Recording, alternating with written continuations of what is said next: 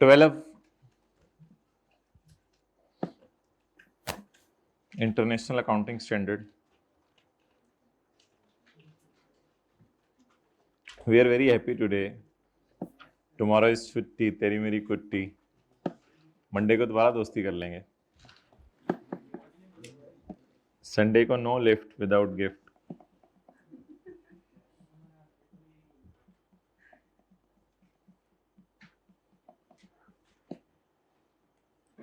Full lift with gift.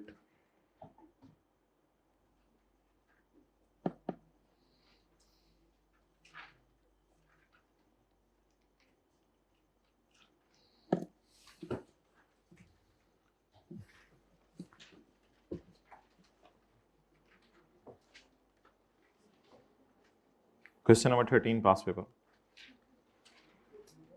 13 volume 1. 2 को underground कर दें. 2 को अंडरग्राउंड कर दें. Page number 418.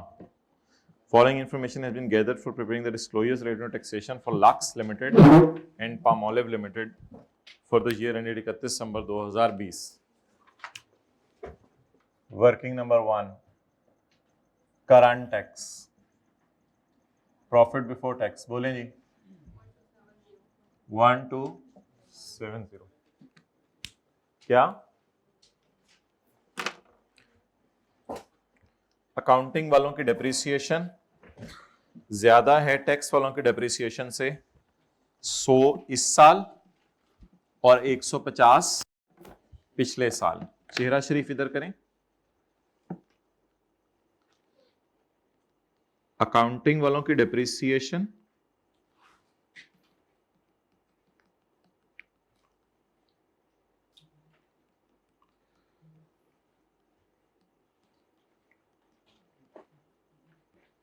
ज्यादा है टैक्स वालों की डेप्रिसिएशन से. इस साल कितना?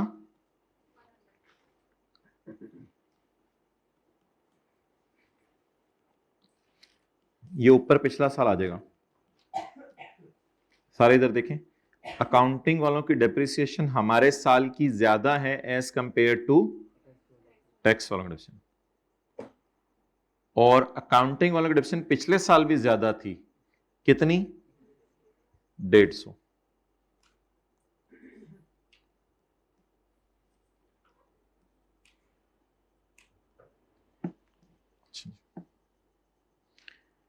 अकाउंटिंग वालों की डेप्रिसिएशन में इंक्रीमेंटल डेप्रिसिएशन पड़ी हुई है भाई. अगर मुझे कोई रिवैल्यूएशन सरप्लस या लॉस का डेटा देता ना, तो मैं वो वाली लाइन खोलता. बुक वैल्यू, मार्केट वैल्यू, दरमियान में सरप्लस, डेट, डिस्क्रिप्शन, कॉलम, सारा मैं खोलता. उसमें मैं आपको ये दिखा देता कि surplus, debit, retained earning, credit वाली जगह के ऊपर ये जाएगा. लेकिन इसका इंपैक्ट हमारी करंट टैक्स पे भी नहीं होगा और इसका इंपैक्ट हमारी डेफर्ड टैक्स पे भी नहीं होगा.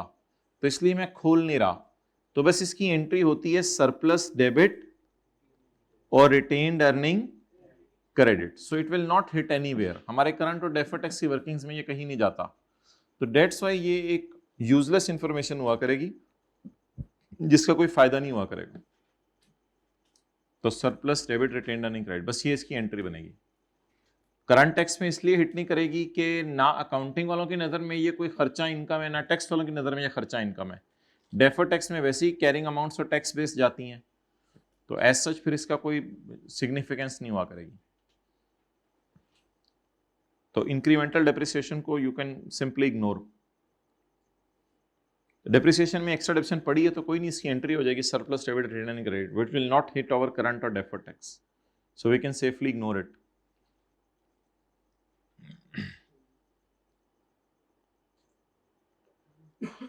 असल में देखें ये है.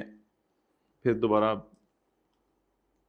Asset, revaluation, surplus, loss, tax,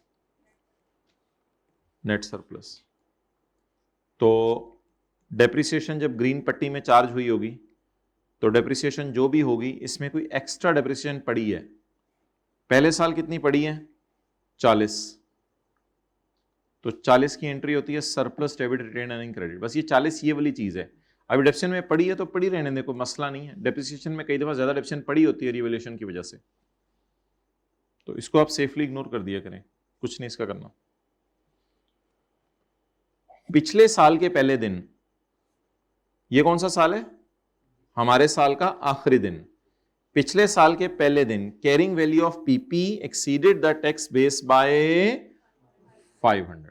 carrying value of PP exceed the tax base by 500। और अल्लाह का शुक्र है assumptions की जरूरत ही नहीं, क्योंकि सारी फिगर्स पॉजिटिव में आ रही हैं। कैरी डाउन बताएं। 350।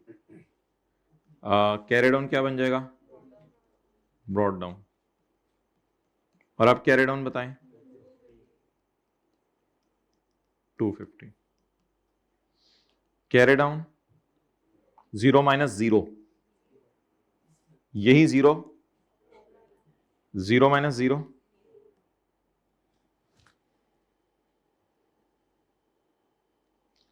अच्छा एक बात है कि अगर कोई रिवैल्यूएशन गेन लॉस होता ना, तो वो मैंने आपको कहा था टी अकाउंट में डाल दिया करें। रिवैल्यूएशन गेन हो इधर डाल दें, अकाउंटिंग वालों वाला सिर्फ अकाउंटिंग की नजर में होता है, और रिवैल्यूएशन लॉस हो तो इधर डाल दें।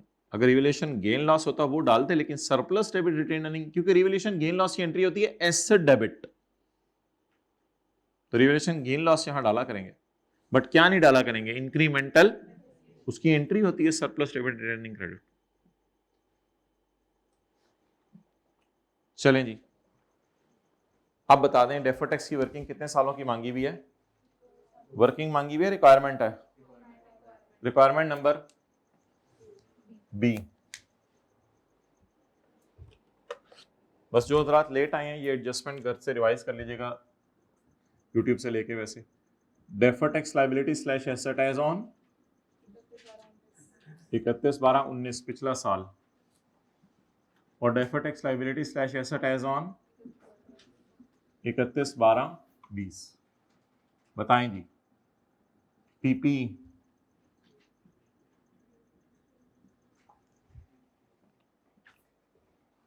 350 और टैक्स बेस 0।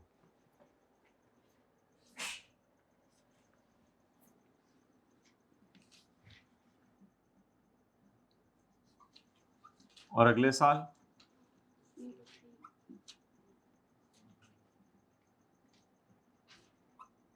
250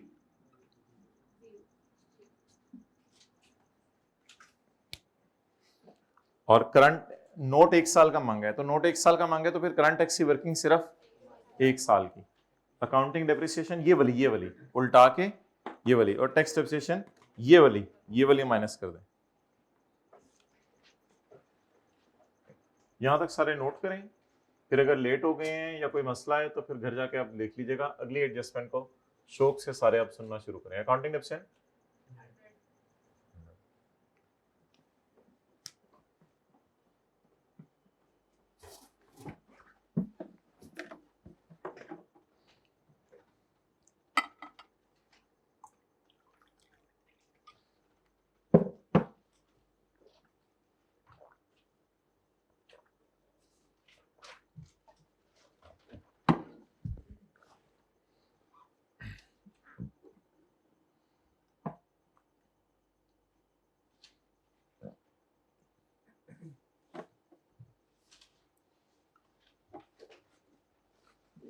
उधर ले जाओ।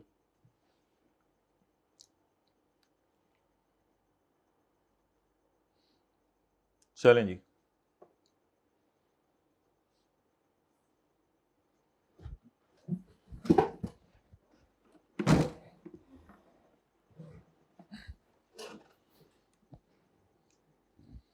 ये होती है एक वन ऑफ टाइप एडजस्टमेंट जो कभी आई कैप डालता है।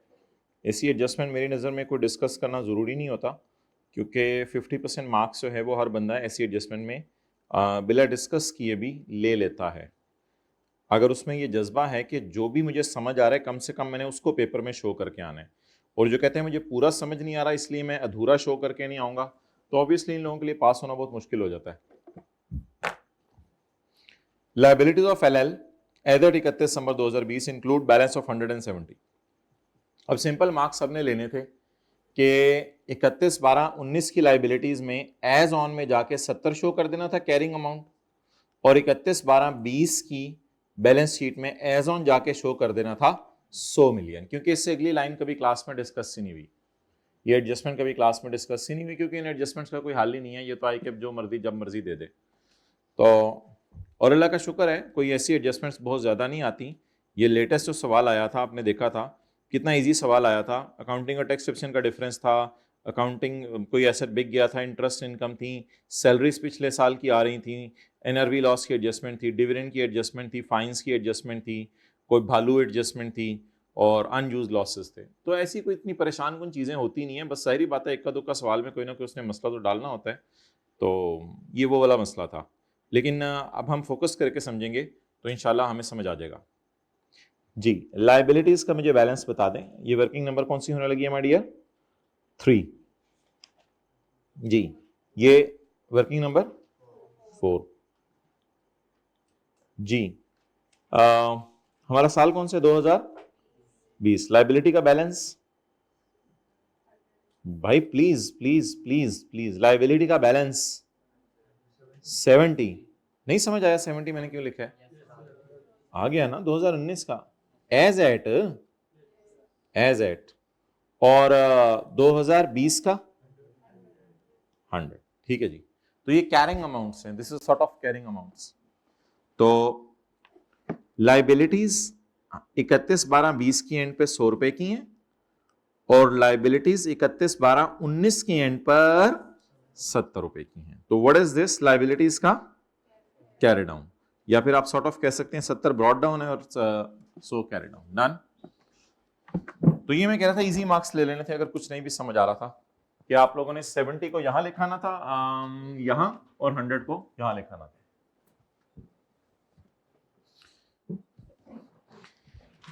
Which are outstanding for more than 3 years? For more than 3 years, ये 3 साल से ज्यादा हो गए हैं, इनको 3 साल से ज्यादा हो गए हैं, अभी तक पे नहीं हुई।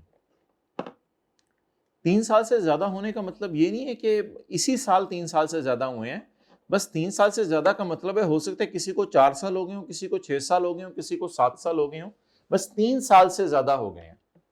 Which are outstanding for exact 3 years या for more than 3 years? More than 3 years, ये 3 साल से ज्यादा की लाइबिलिटीज हैं, 3 साल से ज्यादा हो गए हैं। टैक्स वाले कहते हैं कि जिन लाइबिलिटीज को 3 साल से ज्यादा हो जाएं, हमें नहीं लगता कि आपने वो पे करनी है, आपने हमें पागल बनाया हुआ है। अभी नोट ना करो। टैक्स वाले कहते हैं जिन लाइबिलिटीज को 3 साल से ज्यादा हो जाएं, हमें नहीं लगता आपने वो पे करनी है, या हमें नहीं लगता आपने वो पे करनी है, मैं अपनी तरफ से लफ्ज बोल रहा हूं। तो टैक्स वाले कहते हैं जिन लाइबिलिटीज को 3 साल से ज्यादा हो जाएं, शायद जिन्होंने टैक्स पढ़ा है उन्होंने इस तरह की कोई बात पढ़ी भी हुई है, लेकिन उस बात को भी मैं यहां लाना नहीं चाह रहा। तो टैक्स वाले कहते हैं जिन लाइबिलिटीज को 3 साल से ज्यादा हो जाएं, ये आपने लटकाया हुआ लोगों को और आपके कोई प्रोग्राम नहीं पे करने के। ये कोई क्रेडिटर्स होंगे आपके, कोई बिजली के बिल पेएबल होंगे, कोई लोग आते होंगे एसी रिपेयर किया उसके पैसे देने होते होंगे, आप उनको लटकाई जा रहे हैं। तो टैक्स वाले सजा देने लगे हैं, कहते हैं लाइबिलिटीज को इनकम में डाल लो, लाइबिलिटीज को इनकम में डाल लो, और ये सारी लाइबिलिटीज मोर देन 3 ईयर्स हैं। ये सारी लाइबिलिटीज मोर देन, टैक्स वालों की नजर में ये मोर देन 3 ईयर्स हैं, तो ये इनकम में जा चुकी हैं, टैक्स वालों की नजर में इनकम में जा रही हैं। तो टैक्स वालों की बैलेंस शीट में ये जीरो जाएंगी। वजह ये है कि टैक्स वाले फिर एंट्री करेंगे liability debit, income credit. Liabilities payable for outstanding payable for more than 3 years are to be taken to income and not to be shown in balance sheet. Tax वाले कहते हैं इसको इनकम में ले जाओ, हम कह रहे हैं लाइबिलिटी है, वो कहते हैं नहीं, it is not, we are saying it is liability, they are saying no, take it to income. So सोचें जरा what will be the tax base? तो इजी मार्क्स लें पहले। वो कह रहे हैं नहीं इसको इनकम में। अच्छा कोई 2 साल पुरानी है तो उसको फिर मैं नहीं करता, वो देख लें। कोई 2 साल पुरानी है तो वो कर ले, उसको फिर मैं नहीं इनकम में लेके जाता, उसको लाइबिलिटी में पड़ा रहने देता हूँ। कोई 2 साल अगर पुरानी, 1.5-2 साल पुरानी है तो उसको मैं लाइबिलिटी में पड़ा रहने देता हूँ। टैक्स वाले तो फिर तो उसको इनकम में नहीं लेके जाएंगे। टैक्स वाले सिर्फ कब इनकम में लेके जाएंगे? जब 3 साल से, यही लिखा हुआ है सबको ही 3 साल से ज्यादा हो गए हुए हैं। तो ये हमारी डिस्कशन थी carrying amount of tax base की। दोबारा कर लेते हैं। अकाउंटिंग की किताबों में लाइबिलिटीज कितनी नजर आ रही हैं? 70 और 100। ये सारी के सारी 3 साल से ज्यादा की हैं। 3 साल से ज्यादा हो गए हैं इनको, पता नहीं 4 साल हुए, 5 हुए, 6 हुए, 7 हुए, जितने भी 3 साल से ज्यादा हो गए हैं। तो अकाउंटिंग वालों ने तो इनको लाइबिलिटी में शो किया हुआ है, क्योंकि अकाउंटिंग वाले टीचर कहते हैं जब तक लाइबिलिटी पे ना करो लाइबिलिटी में ही शो करो। तो अकाउंटिंग वालों ने तो इनको लाइबिलिटी में शो किया हुआ है। टैक्स वाले कह रहे हैं अगर 3 साल से ज्यादा किसी को हो गए हैं ना, हमने कहा वो तो सबको ही हो गए हैं, हमने कहा वो तो सबको ही हो गए हैं 3 साल से ज्यादा। कहते उसको फिर इनकम में ले जाओ, यहां छोड़ो। जरा सोचें लाइबिलिटी को इनकम में लेके जाने की एंट्री, लाइबिलिटी डेबिट, इनकम, तो फिर लाइबिलिटी तो जीरो होगी टैक्स वालों की नजर में। ये भी इनकम में चलेगी, ये भी इनकम में चलेंगे, टैक्स बेस कितनी होगी? 0।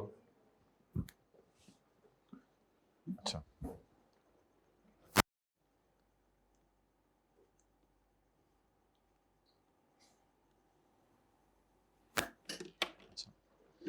करंट टैक्स की वर्किंग अब आप मेरे से समझ लें। करंट टैक्स की वर्किंग में क्या जाना है?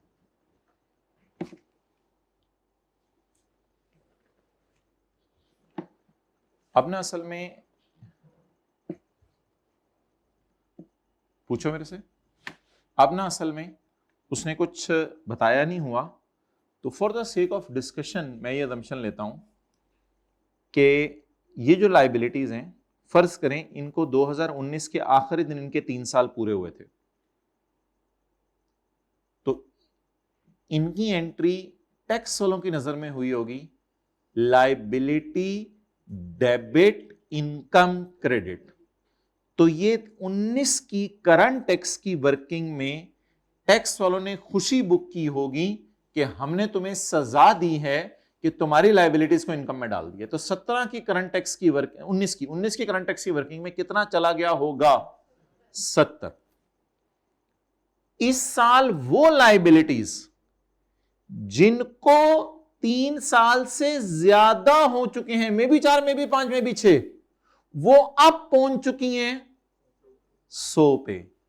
लेकिन अब आप ये ना कहिएगा ये टोटली न्यू जनरेट हुई हैं, क्योंकि ये अकाउंटिंग वालों की नजर में अभी तक फिगर है 100 रुपए। ये टैक्स वालों की नजर में फिगर नहीं है। ये किन की नजर में फिगर है?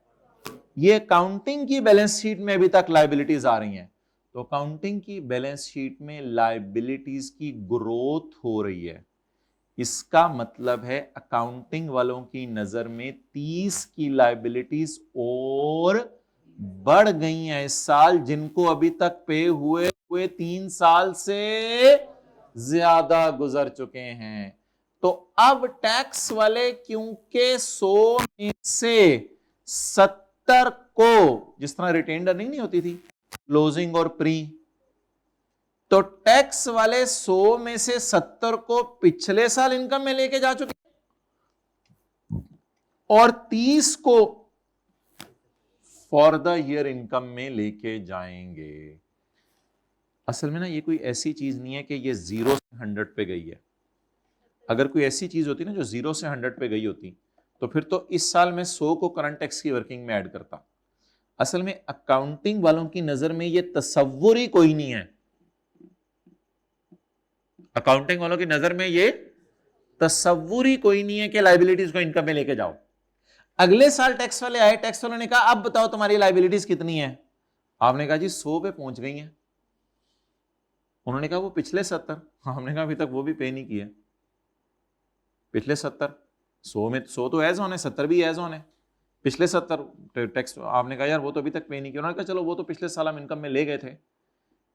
और कितनी लाइबिलिटीज हैं जो इस साल आपने और लाइबिलिटीज में पड़ी हुई हैं अभी तक? आपने कहा वो तो कुछ ऐसी लाइबिलिटीज हैं जिनको आप भी 3 साल पूरे हो गए, वो तो 30 की लाइबिलिटीज और हैं।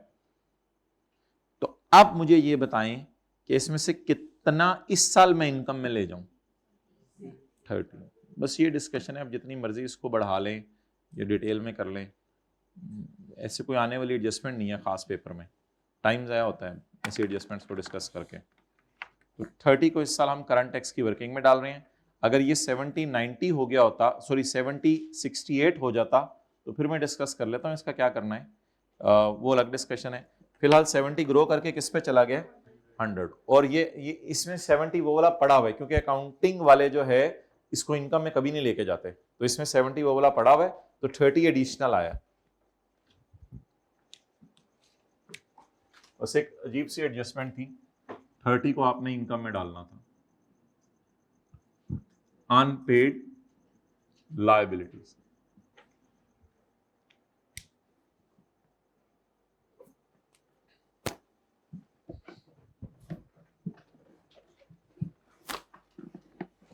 और अगली जो मैंने बात काटी है वो तो वाज़े तौर पे टैक्स की क्लास में आप लोगों ने पढ़ी थी कि अगर ये अनपेड लायबिलिटीज फिर कभी पे हो जाए तो टैक्स वाले इनको माइनस भी करने देते हैं।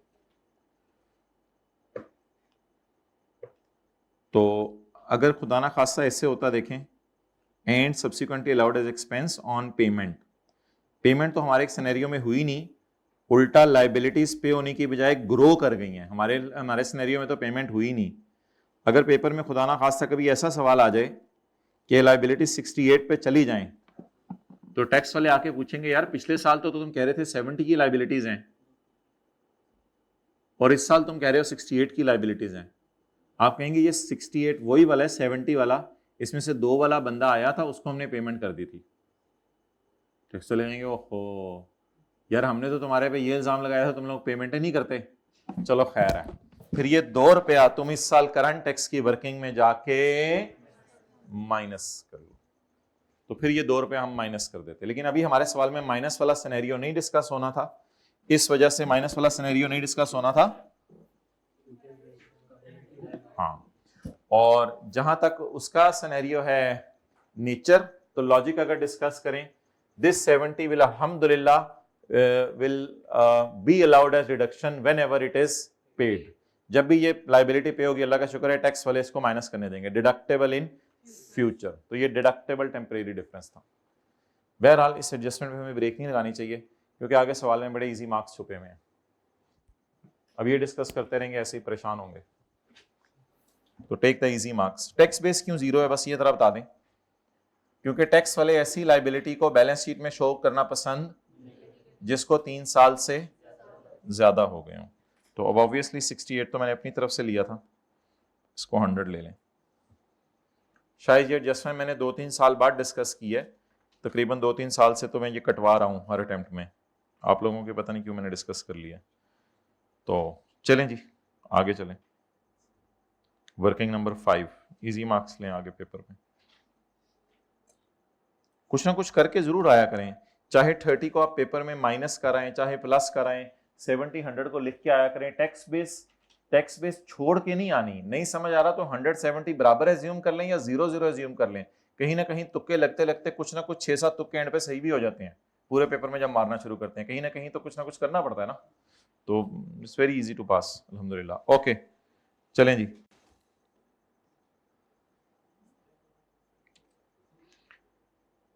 जब भी कभी कोई चीज रिसीवेबल हो, अनअर्न्ड हो, प्रीपेड हो या पेएबल हो, तो how to tackle, prepare T account. तो इजी सी एडजस्टमेंट है। Commission income, unearned commission is 80, T account खोलें। Working number 5। कितने लोग थोड़ा सा घर में, मैंने कहा था मार्क्स को सामने रखते हुए पेपर सॉल्व किया करें, कितने लोग थोड़ा घर में शेकी हो गए थे इस एडजस्टमेंट की वजह से और अगले पूरे सवाल पे इसके असरात कैरी ऑन किए नहीं किए, कैरी ऑन बड़े हो गए हैं। अब इस तरह की चीजों को करके आगे जाया करें। और कितने लोग काफी देर सोचते रहे जिसकी वजह से थोड़ा टाइम लग गया। ठीक है, तो इसको भी एड्रेस करें, बट ठीक है जो समझ आ रहा है करें, आगे चलें। कमीशन इनकम ओपनिंग रिसीवेबल है या ओपनिंग अनअर्न्ड है? चलें जी ओपनिंग अनअर्न्ड बोलें। Opening unearned 15, closing unearned 80। How to tackle prepare T account. अच्छा कमीशन इज, अच्छा आगे छोड़ें इसको, पहले टी अकाउंट पे पूरा कर लें। अगली लाइन तो वो टैक्स वालों के लिए ना। पहले how to tackle prepare T account. आप बता दें इस साइड पे बैलेंसिंग आ रही है या इधर? इधर। ये साइड किसी को याद हो? अच्छा, मुझे कभी भूल जाती है तो मैं ऐसे याद कर लेता हूं, कैश डेबिट इनकम क्रेडिट। तो ये साइड कैश के लिए, और खर्चा हो तो ये साइड कैश के लिए, इनकम हो तो ये साइड कैश के लिए।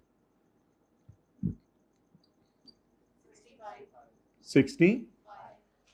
इसका मतलब ये नहीं होता कि 65 का कैश आया है, इसका मतलब है वो एग्जामिनर आपसे खेल रहा है, कुछ मिसिंग इंफॉर्मेशन है, इधर P&L भी होगा कैश भी होगा, उसने नेट करके आपको बस दे दिया, गुजारा चलाएं।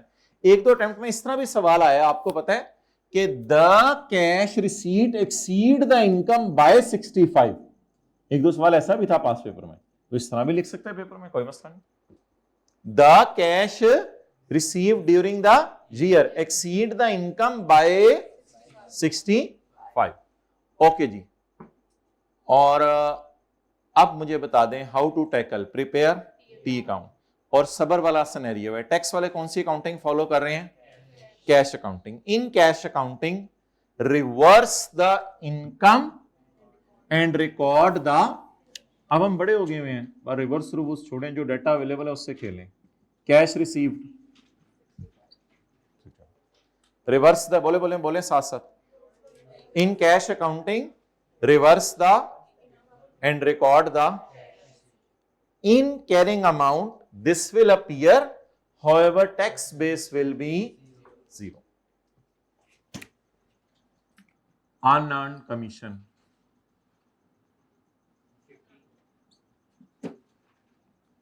unearned commission 80. Next,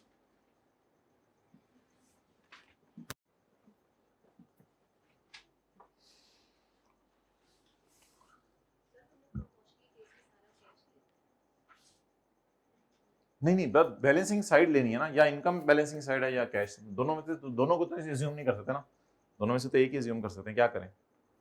बस टी अकाउंट टैली करना है, ये ओपनिंग क्लोजिंग दे दे और ये दे दे तो ये बैलेंसिंग ले ले, अगला अकाउंट देख लें उसमें तो ये आपकी बात पूरी हो रही है। इंटरेस्ट एक्रूड का मतलब बताएं, रिसीवेबल या पेएबल? कितने लोग कह रहे हैं इंटरेस्ट एक्रूड का मतलब रिसीवेबल है? कितने लोग कह रहे हैं इंटरेस्ट एक्रूड का मतलब पेएबल है?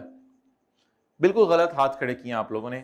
माय डियर, आगे पढ़ के देखते हैं कि इनकम है या एक्सपेंस है, क्योंकि एक्रूड का मतलब अगर इनकम है तो रिसीवेबल है, एक्सपेंस है तो, इतना सा पढ़ के मत डिसाइड करें कि हमने इंटरेस्ट देना है या लेना है।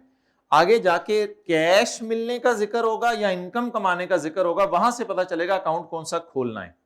अभी तक तो मुझे यह भी नहीं पता चला कि इंटरेस्ट एक्सपेंस का अकाउंट खोलूं या इनकम का, इस लाइन से कुछ नहीं पता चलेगा। जब सवाल घर में कर रहे हो ना, मुझे ले जाया करें। तो 31/12/20 की रात को 40 का एक्रूड है, पता नहीं पेएबल है या रिसीवेबल है, और 31/12/19 की रात को 30 का एक्रूड है। इंट्रा इनकम, वर्किंग नंबर 6,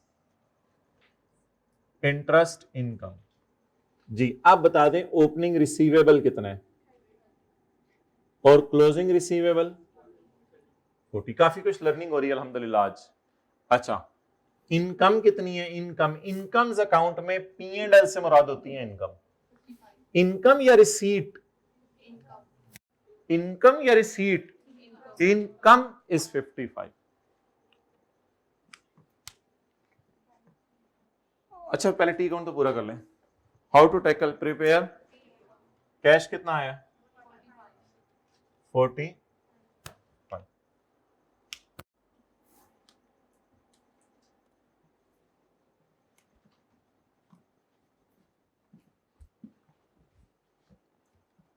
ये सवाल होमवर्क में देने का मकसद ये था कि आप कंफर्टेबल फील करें कि आधा सवाल आप करने लग गए हैं। पेपर में भी आधा ही करना होता है पास होने के लिए, क्योंकि कुछ सवाल ऐसे होते हैं जो आधे से ज्यादा भी हो जाते हैं पेपर में। देखा हुआ हमने पेपर, आधे से ज्यादा काफी सवाल हो जाते थे। Interest income is taxable at the rate of on receipt basis का क्या मतलब है? कौन सी अकाउंटिंग फॉलो हो रही है? कैश अकाउंटिंग फॉलो हो। How to tackle prepare T account, if we are using cash accounting, reverse income, अल्लाह का शुक्र है इधर दोनों डाटा अवेलेबल है। Reverse income 55 and record cash 45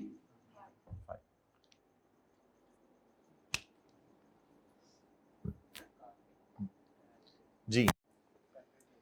अगर फुल स्टॉप के बाद ये 20% ना लिखा होता, क्योंकि जनरल रेट तो 30 है, तो interest income is taxable on receipt लिखा होता बस खाली, तो फिर मैंने बिल्कुल सही किया था। लेकिन कह रहे जितना मिले उस पे 20% टैक्स देना है, जितना मिले उस पे। तो प्लीज अपनी लॉजिक मत छेड़ें, इस तरह कर दिया करें, पेपर में भी इस तरह कर दीजिएगा, reverse income and record cash, but it is better to record the cash at a new place. And पे जाके tax on interest received 45 into, वो फिर देख लेंगे टोटल कितना आ रहा है, छोड़ें इसको, थोड़ा सा नीचे ले जाए।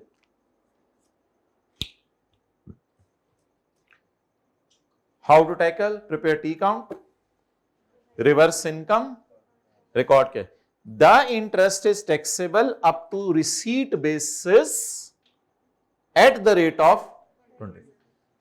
However, in the deferred tax working, carrying amount will appear.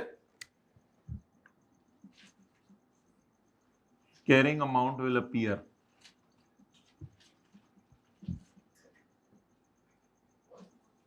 And tax base will be 0. Because we are using, because tax authorities are using cash accounting. हम तो हमेशा एक रूल ही फॉलो करते हैं, लेकिन ऐसा करें ना इसमें वो अगले कॉलम पूरा कर लें फिर, ताकि 20% फिर भूल जाए तो डिफरेंस ले लेंगे वो टाइम आने पे। रेट जरा यहां लिख लें, रेट अजीब सा है इसका 20%।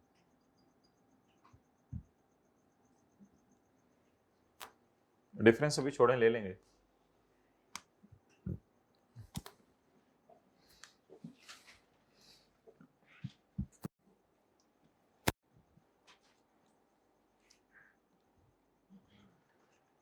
LL recorded an expense of 35 million, 0.5। पहले यहां तक नोट कर लें किसी ने।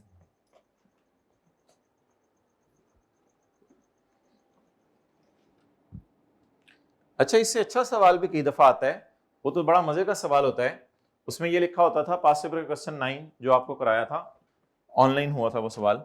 उन सवालों में ये लिखा होता था कि interest income is taxable at 20% on receipt basis in 2020, however with effect from next year the tax rate will be 22%। तो उन सवालों को हम ऐसे करते थे कि 20% यहां पे लगा देते थे और यहां पे 22% लगा देते।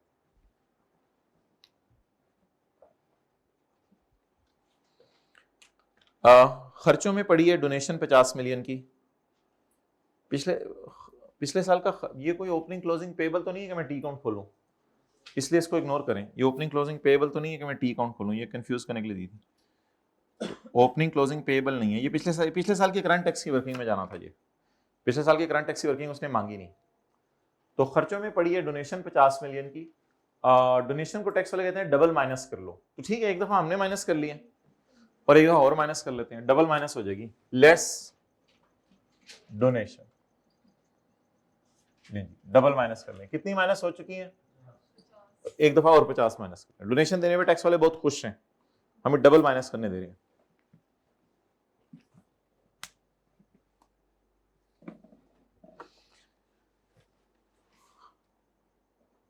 बाकी ये डेफर टैक्स टाइप कोई आइटम नहीं है, क्योंकि इसकी कोई रिसीवेबल पेबल नहीं है। एलएल कहता है कि मैंने खर्चा रिकॉर्ड किया 35 का, अकाउंटिंग वालों ने, मैंने खर्चा रिकॉर्ड किया 35 का, जो कि एनआरवी लॉस है। टैक्स वाले कहते हैं एनआरवी लॉस छोड़ो, ना रिकॉर्ड करो। बहरहाल बहुत लंबी बात हो चुकी हुई है। टैक्स वाले कहते हैं, अकाउंटिंग वाले कहते हैं मैंने एनआरवी लॉस रिकॉर्ड कर लिया 35 का। टैक्स वाले कहते हैं हम इस एनआरवी लॉस को नहीं मानते। अब जरा सोचें कि जो मेरी इन्वेंट्री है, ये इन्वेंट्री मेरी,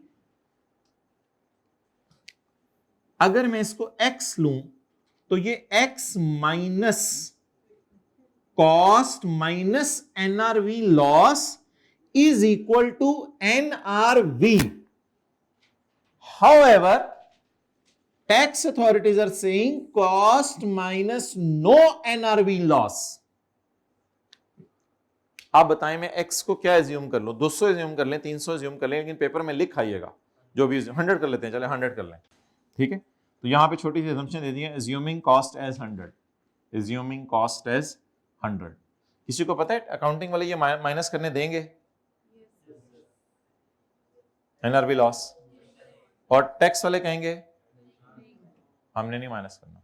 तो एज्यूम कर लें 100, और यहाँ छोटी सी assumption दे दें, आई एज्यूम कॉस्ट एज 100, वरना उसने 100 ढूंढते ही रहने। बेगम को कहना एक कप चाय लेके आओ, पता नहीं ये 100 कहाँ से आ गया है। मैं यहाँ पे बना, मैं चाह ले गया। ऐसी सूरत में गुस्सा नहीं करना बेगम पे, यही तो सब्र का इम्तिहान होता है। मोहब्बत तो होनी चाहिए घरों में, माफ करने का जज्बा होना चाहिए। 65, थोड़ी देर में आपने 2 कप बना के ले आनी है, फिर बाद में चेक पेपर ही करने हैं बैठ के,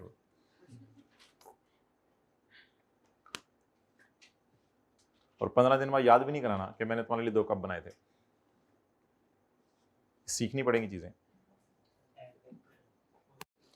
अब आ जाए जी करंट टैक्स की वर्किंग में।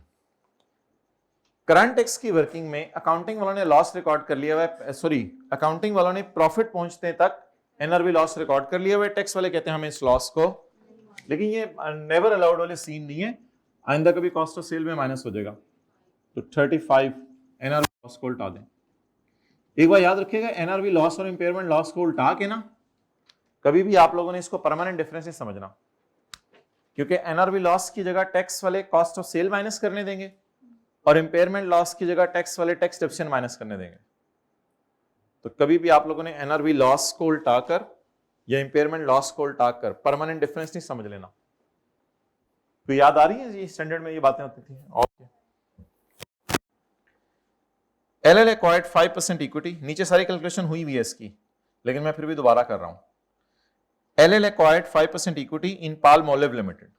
अब ये हमारी सब्सिडरी नहीं बनी, क्योंकि हमने इसके 50% शेयर नहीं खरीदे, इसलिए इस पर आईएफआरएस 9 लगेगा, इसके ऊपर आईएफआरएस 9 लगेगा और इन्वेस्टमेंट इन शेयर्स का अकाउंट खुलेगा। बाकी मॉडल P&L है या ओसीआई है, तो अगर कुछ ना लिखा हुआ तो डिफॉल्ट मॉडल P&L होगा, और अगर कुछ लिखा हुआ तो फिर उसी को फॉलो करेंगे।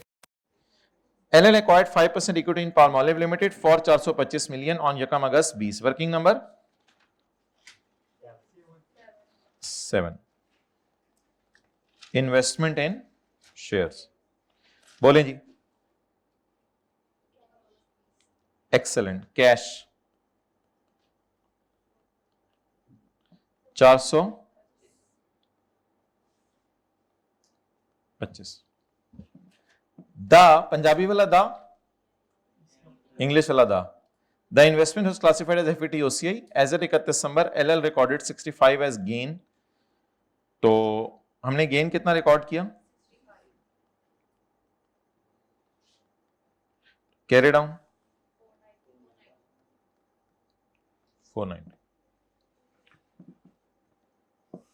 जब भी कभी ओसीआई मॉडल हो, फौरन आप लोगों ने गेन की या लॉस की जनरल एंट्री करनी है, फौरन। साथ ही आज मैंने आपको सवाल करवाना है आईएफआरएस 9 का पास पेपर का क्वेश्चन नंबर 9, जिसमें IAS 12 मिक्स होकर टेस्ट हुआ था और वो एडजस्टमेंट अभी हमारी रहती थी, इसलिए उस सवाल की तैयारी के लिए ये एडजस्टमेंट बड़ी जरूरी है। तो when ever you will record a gain in OCI, you must pass a general entry. असल में ना अब ऐसा नहीं है कि investment debit fair value reserve in OCI credit, ये ऐसा नहीं है। तो मुनासिब है फेयर वैल्यू रिजर्व का लफ्ज आप बेशक ना लिखें, ताकि आपको कोई कंफ्यूजन क्रिएट ना हो। ये गेन कहां जाना है? ओसीआई में, लेकिन जाना भी नेट है, असल में जाना भी क्या है? नेट है। तो अब एंट्री बताएं। इन्वेस्टमेंट डेबिट कितने से? जैसे एंट्री होती थी IAS 16 में, asset debit surplus credit DTL credit, fair value reserve in and DTL. 65 में कितना यूजर्स का? 65 में कितना यूजर्स का,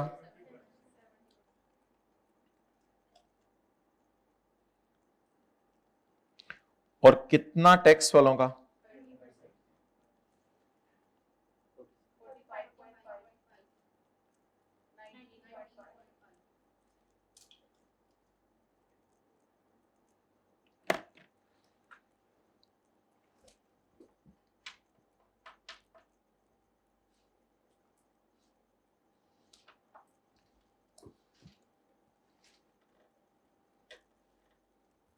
ओके।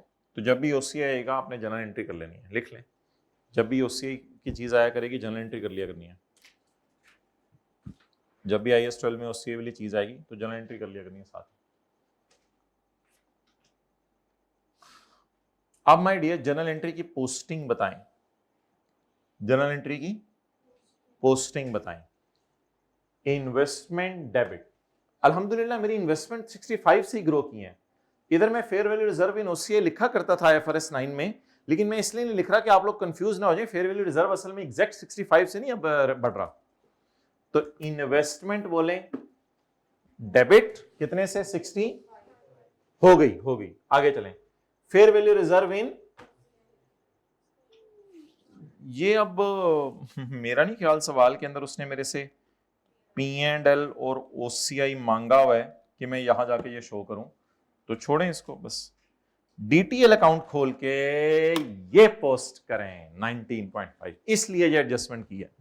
DTL अकाउंट खोलें और पोस्ट करें। ये वो मेजर फिगर है जो मेजॉरिटी बच्चे भूल जाते हैं, 19. डेफर करके हुकूमत को हमने टैक्स देना है 19.5। चलें जी, सवाल खत्म हुआ। अब और लेके जाने लगा मादरत। अब और कुछ नहीं रह गया, बस कैरिंग अमाउंट और टैक्स बेस लिख लें जी। इन्वेस्टमेंट्स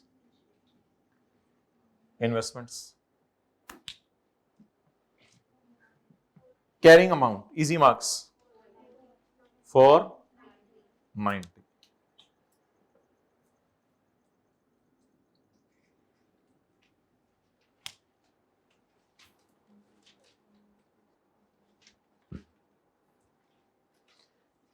टैक्स वाले कहते हैं मैं गेन लॉस को नहीं मानते। वही बात होगी ना कि टैक्स वाले गेन लॉस पे तभी टैक्स लगाएंगे जब कभी जाके बिकेगा। तो बताएं, टैक्स लॉस के वाले कहते हैं गेन को तभी मानो जब कभी आए। तो ये आ गया है गेन या पड़ा पड़ा महंगा हो गया है? और भाई आपको याद है, आपने तो टैक्स पड़ा हुआ है। मैंने शेयर खरीदे 425 के, हो गए 490 के। तो टैक्स की क्लास में कुछ भी नहीं करते थे इसका। टैक्स के टीचर कहते थे जरा बिकने दो, जब बिकेंगे तब कर लेना कंसिडरेशन माइनस कॉस्ट। वैसे तो मेरे ख्याल से आज तक कभी कैफ 2 में उसने ऐसा कभी दिया ही नहीं सवाल कि शेयर खरीदे हो आपने 425 के और 490 के वैल्यू वैसे ही तंग करने के लिए दी हो। मेरे ख्याल से कभी तंग करने के लिए भी उसने नहीं दी। कभी वेल्थ स्टेटमेंट में एक दफा दी थी, वैसे उसने तंग कभी नहीं ऐसा डेटा देता कि 425 के शेयर हैं पड़े पड़े 490 के हो गए। टैक्स की क्लास में तो हमेशा इसी तरह डेटा देता है कि 425 के शेयर खरीदे थे और 10 साल बाद 520 के बेच दिए। इस तरह की सवाल टैक्स। अच्छा, अब टैक्स वाले कहते हैं गेन लॉस को नहीं मानते, सिर्फ तब मानते हैं जब बिकेगा। बिका है हमारे साल? नहीं। तो मेरे ख्याल से टैक्स वाले फिर हिस्टोरिकल कॉस्ट पे पड़ा रहने देंगे।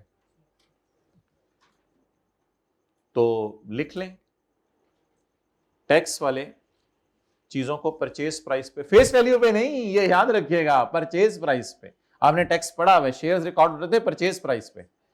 टैक्स वाले इन्वेस्टमेंट्स को परचेज प्राइस पे पड़ा रहने देते हैं।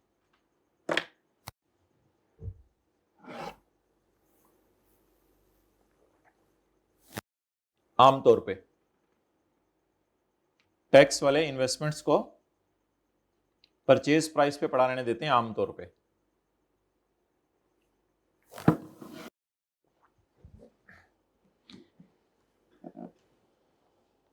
हाँ, रशीदा हाथ पकड़े इसका, हाथ पकड़े इसका।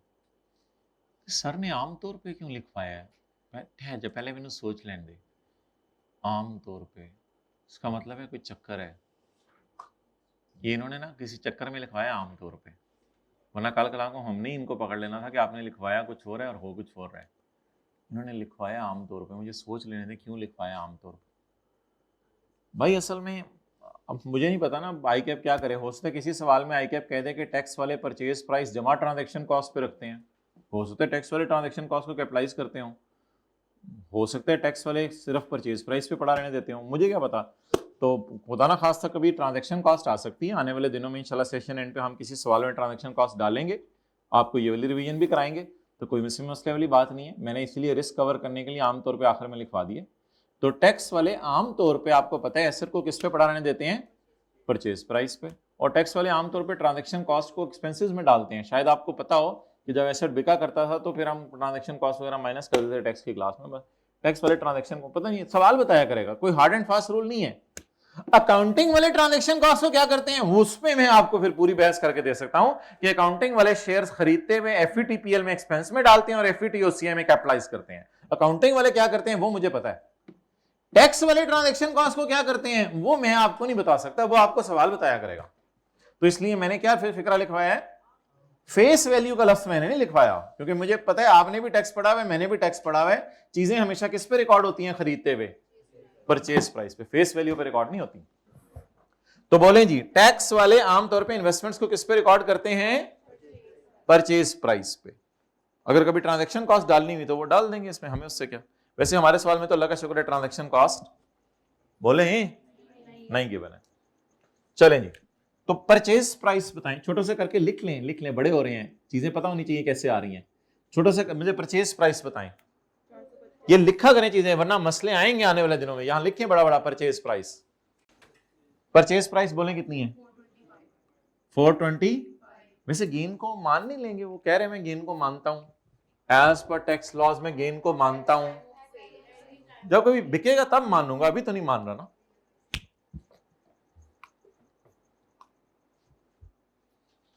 ये तो चला गया डेफर्ड में, डन। और बोले ये डेफर्ड में चला गया। अब बच्चे मासूम से बन के आते हैं क्लास के बाद और आके कहते हैं करंट टैक्स में क्या होगा। भाई करंट टैक्स में देखो ना, करंट टैक्स में अकाउंटिंग वालों ने तो कुछ डाला नहीं, माने ना, अकाउंटिंग वालों ने तो कुछ डाला नहीं। टैक्स वाले कह रहे हैं गेन तक देखेंगे जब कभी बिकेगा, तो टैक्स वाले भी कुछ डलवाना नहीं चाह रहे, तो क्या डालें करंट टैक्स में, सोचें जरा, सोचें। अकाउंटिंग वालों ने तो गेन को बार बार ओसीए में फेंक दिया, तो बोले अकाउंटिंग वालों ने गेन डाला है नहीं डाला, और बोले ना पीबीटी में कुछ डाला है अकाउंटिंग वालों ने, नहीं तो कुछ क्या करें, कुछ भी ना करें। डन। और सवाल मुकादने 10 मिनट और लग जाने ने। 13 tax at the rate of 418 tax on 45 at the rate of 20%, 427.5। ये एसेट है, ये लाइबिलिटी है, ये लाइबिलिटी है, ये एसेट है। लगा सकते हैं शॉर्टकट, कोई मसला नहीं, लॉजिक सोचने की जरूरत नहीं। बस शुरू वाली क्लासें होती थी लॉजिक सोचवाई जाती थी, कहीं हेल्प करेगी, ये भी लगा सकते हैं, रूल्स लगाएं। ये एसेट्स हैं, ये भी एसेट है, ये दोनों लाइबिलिटीज हैं, तो इसलिए ये होगा TTD 350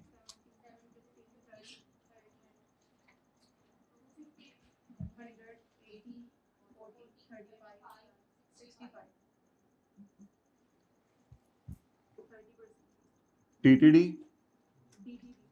DTD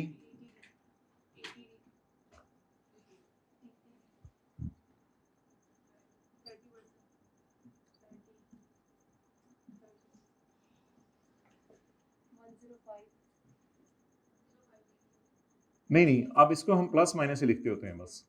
21 negative, 4.5 negative, 6 positive,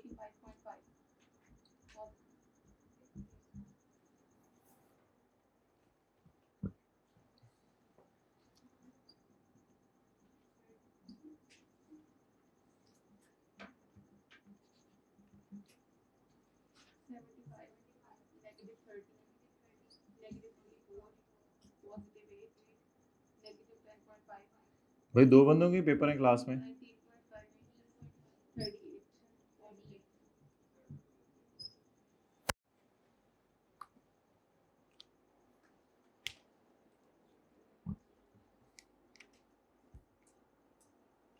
जी डेफर टैक्स अकाउंट का ब्रॉड डाउन 80 और कैरी डाउन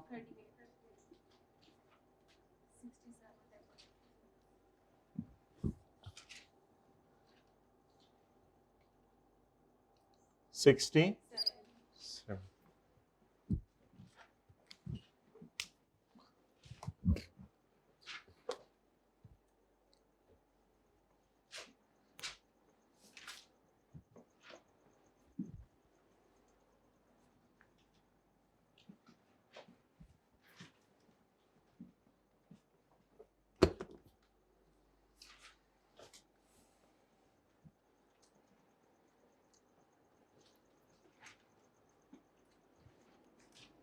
करंट टैक्स क्यों नहीं हिट हुआ था इन्वेस्टमेंट इन शेयर्स की वजह से? क्योंकि अकाउंटिंग वालों ने गेन डाला हुआ था, ओसीआई में वोल्ट आने की जरूरत नहीं थी, और टैक्स वाले कह रहे थे गेन को फिलहाल छोड़ो परे, जब कभी एसेट बिकेगा तब, इसलिए करंट टैक्स हिट नहीं हुआ था इन्वेस्टमेंट इन शेयर्स की वर्किंग में। चलिए नोट 7.1 सीटी ना फॉर्मेट पूरा बनाए ना, ऐसे फिर भूलता जा रहा है।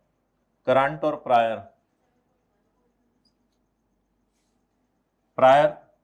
0, आदत डालें जरा फॉर्मेट साथ साथ याद रखने की। और dt -67 360.5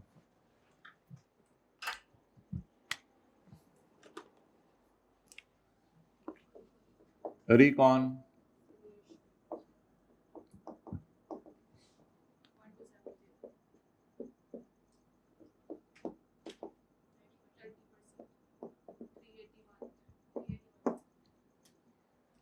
380। नीचे लिख दीजिएगा डू इट योरसेल्फ। अच्छा, तो donation is a sort of permanent difference. सोचें वाई, ये तो नई चीज आई है, हमें जाहिर बात है ये पहले हमने कभी क्लास में डिस्कस नहीं की थी। Donation is a permanent difference. Accounting वालों ने 50 माइनस कर दिए, टैक्स वालों ने डबल माइनस किया, 100 माइनस किया, और ये इख्तलाफ फिर जिंदगी में कभी भी रिमूव नहीं होगा, क्योंकि टैक्स वाले ये नहीं कहेंगे कि बाद में दोबारा इस खर्चे को जरा एक दफा और रिकॉर्ड कर लो, फिर एंट्री क्या करेंगे टैक्स वाले, एक्सपेंस डेबिट नहीं। तो अकाउंटिंग वाले मादत, अकाउंटिंग वाले कभी भी इसको डबल रिकॉर्ड नहीं कर सकते। आप बता दें कि टैक्स वाले कह रहे हैं इसको डबल रिकॉर्ड कर लो। मुझे बताएं, मैंने जिस प्रॉफिट पर टैक्स लगाया है उसमें 50 एक दफा माइनस हुआ है, मैंने इस पे लगाया, इसमें 50 एक दफा माइनस हुआ है, लेकिन टैक्स वाले कह रहे हैं कितनी दफा माइनस करो, तो इसकी वजह से रिकॉन आउट होगी। तो एक दफा और 50 माइनस करके जरा देखें, शायद रिकॉन मैच कर जाए। वही साइन वही लगना है, लेस जो यहां लगा है, इज अ परमानेंट डिफरेंस।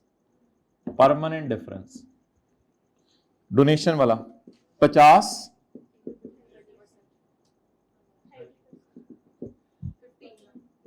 फिर भी रिकॉन मैच नहीं कर रहे।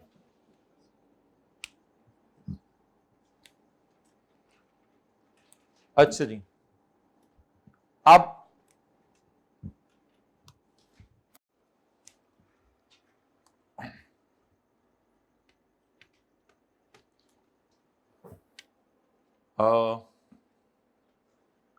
इधर देखें सारे, आज थोड़ी बात ना जरा तफसील से होने लगी है। एक छोटी सी एडजस्टमेंट थी सवाल में, जिसकी वजह से भी इतना लंबा सवाल खोला था। आज तक हम क्लास में करते होते थे 45 × 10%, और डेफर्ड में से भी उठाते थे इंटरेस्ट रिसीवेबल, वो था 40 इंटू 10%। ये हम आज तक करते होते थे। 30 लगना था, 30 लगा दिया हुआ, लगना कितना था 10 माइनस करके देख लो। 30 लगा दिया हुआ, 30 लगा दिया हुआ, लगना कितना था 20, 10% माइनस करके देख लो। आज तक मैं और आप करंट टैक्स की वर्किंग से ये फिगर उठाते थे और डेफर्ड टैक्स की वर्किंग से ये फिगर उठाते थे और इनको उठा के रिकॉन में ले जाते थे। लेकिन जरा एक बात वो से सुने, आज सवाल में जिंदगी में पहली दफा ओपनिंग रिसीवेबल भी है। आप कहेंगे तो सादा सी बात है, ओपनिंग रिसीवेबल सवालों में होते हैं, लेकिन क्या करूं आज सवाल में पहली दफा है। आज तक कभी किसी सवाल में नहीं थे। आज तक जितने सवाल थे वो ये होते थे 55 माइनस 45 10, बस सारे सवाल हमारे इस तरह के होते थे। इसलिए ये प्रॉब्लम हमें कभी फेस नहीं करनी पड़ी थी। लाइफ में पहली दफा ये प्रॉब्लम फेस करनी पड़ी है कि सवाल में ओपनिंग रिसीवेबल भी है। तो बेसिकली मेरे भाई ये ब्लंडर है कि प्रॉफिट में 85 पड़ा हुआ है। ये किस दीवाने ने कहा प्रॉफिट में 85 पड़ा हुआ है? प्रॉफिट में पड़ा ही 55 है, तो मैं क्यों 85 से खेल रहा हूं? ये पुरानी आदत के मुताबिक मैंने लिखे ताकि थोड़े बहुते मार्क्स मेरे पेपर में आ जाएं। इससे भी आधे मार्क्स में ले लूंगा इंशाल्लाह। एग्जामिनर 10% देखेगा, बड़ा खुश होगा। 40 पे 10% बड़ा खुश होगा एग्जामिनर ये देख के, और मुझे तकरीबन आधे पे आधे यहां भी नंबर दे देगा।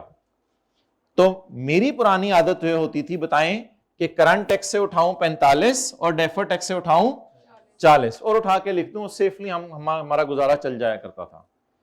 लेकिन जरा सोचें, आज ओपनिंग रिसीवेबल आ गए हैं, तो जब कभी ओपनिंग रिसीवेबल आया करेंगे इतना ब्लाइंडली हम नहीं चलेंगे, हम अकल जरूर इस्तेमाल करेंगे। इस प्रॉफिट में पड़ा कितना है 55, इस प्रॉफिट में पड़ा कितना है 55। असल में ये वाला रिसीवेबल रिसीव हो गया है, ये वाला रिसीवेबल रिसीव हो गया है, और 30 को अगर मैं 30 काटूं तो इधर कितना बचा? अब मेरा अकाउंट पुराने की तरह हो गया। मैंने जबरदस्ती अकाउंट को पुराना बना लिया। अब मैं क्या करूं? 55 में से 15 ये है और 40 ये है।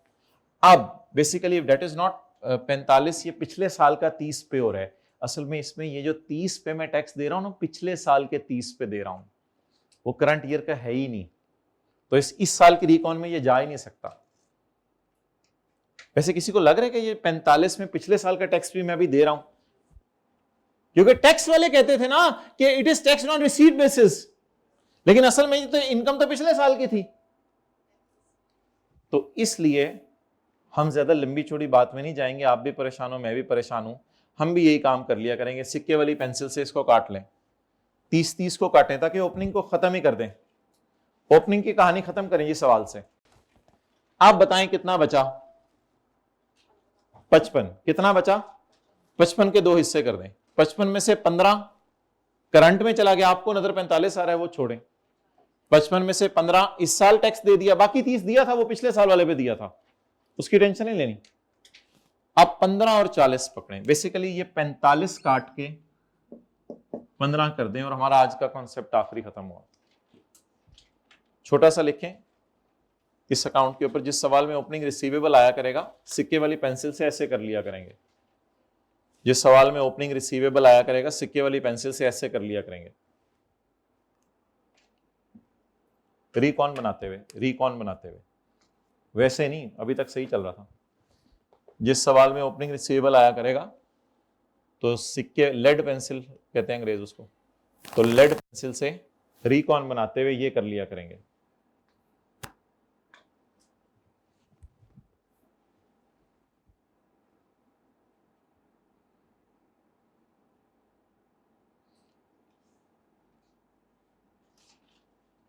आप बता दें, और ये भी मैं कोई इंपॉर्टेंट एडजस्टमेंट नहीं कहता, कभी कभी आ जाती है पेपर में, आप बता दें मेरी इनकम कितनी है इस साल की, बोले ना 55, उसमें से कितनी मिल गई, बाकी 30 तो पिछले साल वाली मिली है ना, उसमें से कितनी मिल गई 15, और कितनी मिलनी है, पीबीटी में कितनी गई हुई है 55, तो मैंने भी कितनी उल्टानी है 55। इसमें करंट टैक्स में ये 30 पिछले साल का पड़ा हुआ है, ये वाला 20 पकड़ के यहां 10 लिख लें, 30 और 20 का डिफरेंस, और ये वाला 20 अल्लाह का शुक्र है इसकी कोई टेंशन नहीं है, ये एज इट इज 20 और 30 का डिफरेंस 10 जी 5 बाकी यहां इंटरेस्ट लिख दीजिएगा, अंग्रेजी का कोई फर्क नहीं पड़ता, 1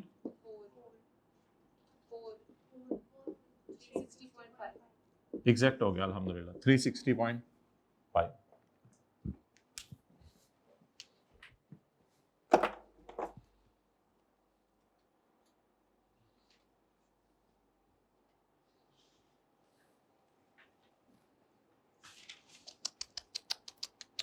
मैंने तो 20 मिनट रखे थे इस सवाल के लिए, शायद 20 मिनट में हो जाना था। अच्छा, होमवर्क में कितनों का आधे से ज्यादा हो गया था, आधे से ज्यादा, 2 3 4 लोगों का आधे से ज्यादा हो गया था, कितनों का आधा हो गया था, कितनों का आधे से कम सही हुआ था, किसी ने भी हाथ में, अच्छा इसका मतलब है बाकियों ने होमवर्क किया नहीं, या फिर वो कोई प्रॉब्लम नहीं, मैं तो रिलैक्स हो गया हूं। अच्छा तो पुरानी आदत बताएं, 45 पकड़ते थे, 40 पकड़ते थे, यहां ले आते थे, लेकिन आज हमारे पे एकदम धमाका हुआ कि 85 तो पीबीटी में पढ़ा ही नहीं, मैं क्यों उल्टा 85 तो पीबीटी में पढ़ा ही नहीं, पीबीटी में पढ़ा ही कितने, तो उसको मैंने फिर इस तरह सेट कर लिया।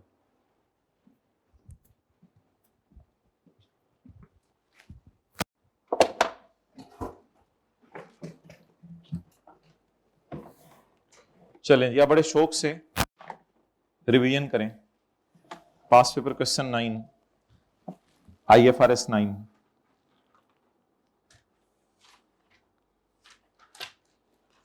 IFRS 9,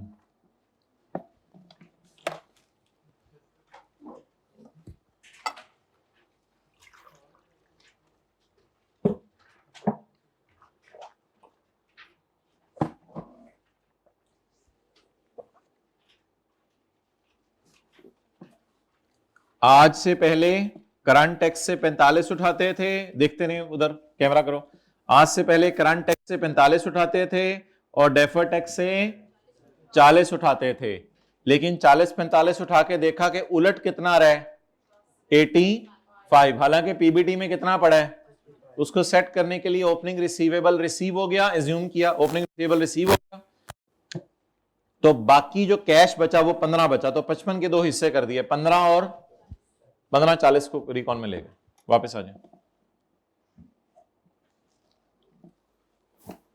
clear?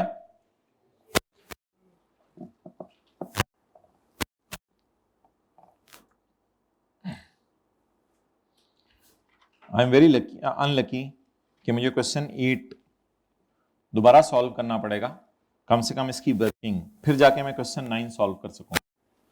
तो 741 पर IFRS 9 में लिखा हुआ है, for the purpose of answering this question use the information, इंशाल्लाह 5:20 तक आपको फ्री कर दिया जाएगा जी, बिल्कुल यूज द इंफॉर्मेशन, अब यही टाइम है परमानेंट हमारा पूरे सेशन में। For the purpose of answering this question use the information provided in above question. The additional information regarding tax rules is as follows. तो अकाउंटिंग रूल्स देख लेते हैं मेरे भाई, फिर टैक्स रूल्स की तरफ आते हैं। चलें, अब बिल्कुल रिलैक्स हो जाए, आसान सा काम है, टेक लगाएं पीछे। Fact limited entered in the following transaction during the year ended 2023। थोड़ा IFRS 9 जरा याद आ जाएगा, जहन में रिवाइज करें। सेल चेंज करने आपने, ठीक है।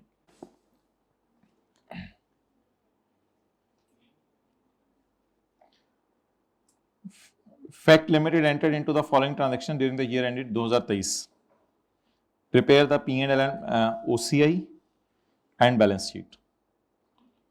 तो मैं तो खाली वर्किंग करने लगा हूँ, अभी पिछले सवालों की चीज़ें डिस्कस ना करें। इधर देखें, ऑन यकम जनवरी 23 PL purchase bonds issued by ची लिमिटेड, हमने तो परचेज किया तो इशू करता रहे फॉर ₹25 मिलियन।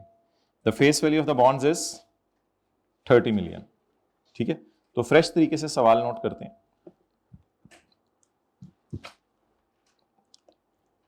आप समझ लें पेपर में क्वेश्चन नंबर 9 ही आया हुआ है सिर्फ, और आप क्वेश्चन 8 के लिए सिर्फ वर्किंग करें, जनरल एंट्रीज नहीं करें।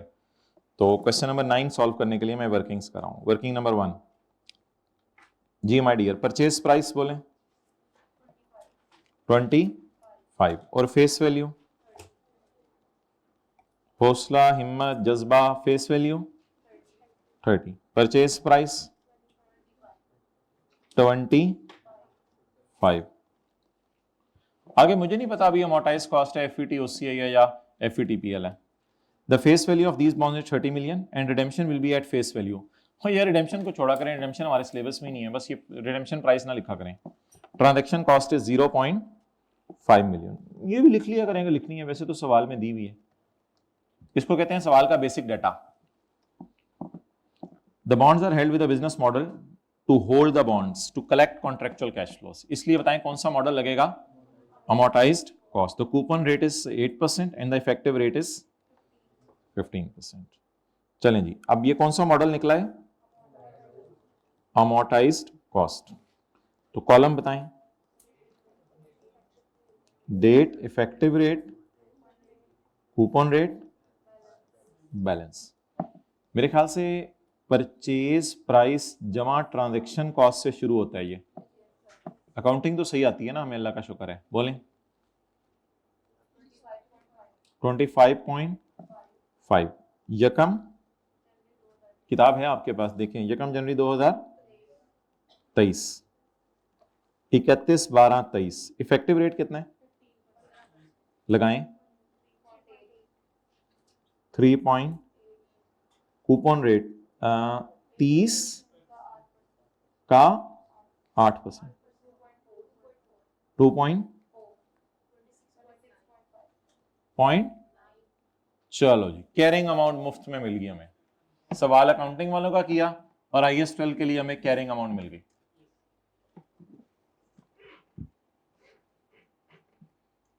बस ये वर्किंग करके छोड़ दें और अगली एडजस्टमेंट पढ़ते हैं।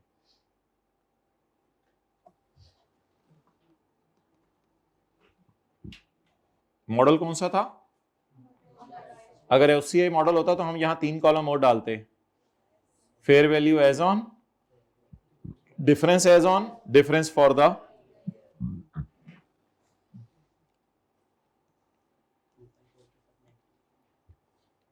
चलें जी आगे, वर्किंग 2। ऑन यकम April we purchase 30,000 share representing a 1.5% share holding. तो 1.5% खरीदने से तो सब्सिडरी नहीं बन जाती, तो फिर IFRS 9 लगेगा। अब तो हमने कंसोलिडेशन पढ़ ली है, तो इसलिए 50% से ऊपर खरीदते तो फिर तो ये हमारी सब्सिडरी होती है। अभी ये हमारी सब्सिडरी नहीं है, इसलिए इस पे स्टैंडर्ड कौन सा लगेगा, IFRS 9। परचेज 30,000 शेयर्स एट 360 पर शेयर।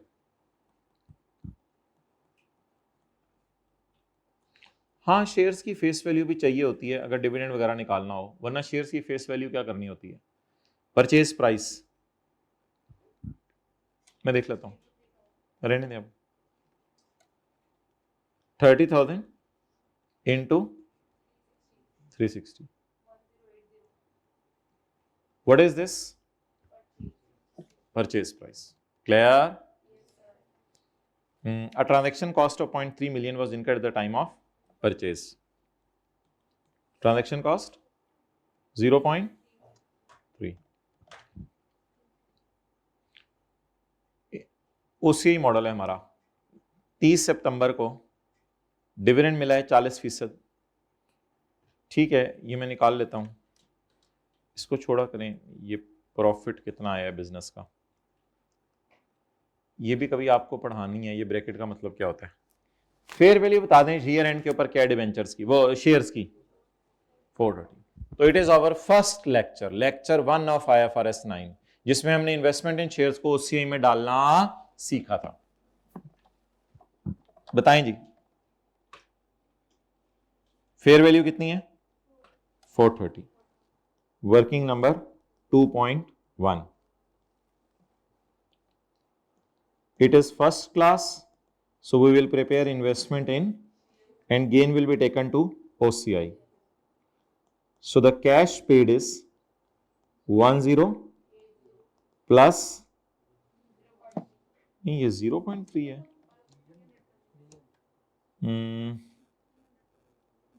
अच्छा, ऊपर फिर क्या चल रहा था? ऊपर सही है, ऊपर मिलियन में ही है. नहीं, ये वाला जो सवाल है ये किस में है? ये मिलियन में है, तो ये कितने मिलियन आ रहा है? 10.8 है. तो फिर 1080 किसने लिखवाया हुआ था? 1000 में भी, तो 1000 में तो ये बनता था ना. हाँ, तो ना कैलकुलेटर पकड़े हुए हैं, ना इधर से अटेंटिव हैं, ना जो मर्जी लिखवा रहे लिखी जा रहे हैं. 10.8 कर लें और 0.3.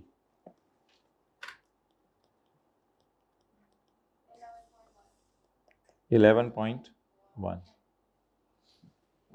Under the OCI models, whether it be investment in shares, whether it be investment in debentures, transaction costs are always carry down. Quantity इधर ही इसी सफे पे दी हुई है, ढूंढ लें. 30,000. बाजार में एक शेयर 12.9.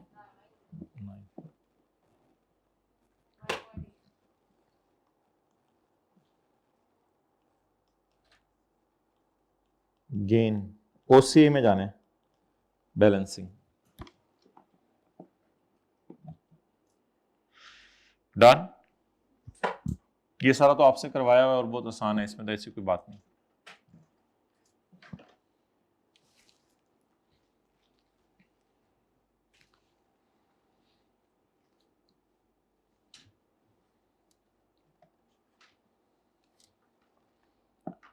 अच्छा, जेफर टैक्स के सवाल में जो भी हो वो हमारा नसीब.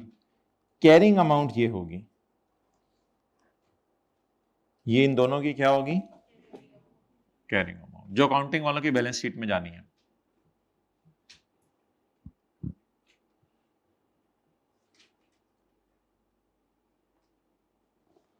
अब देखें जी टैक्स वाले क्या कहते हैं.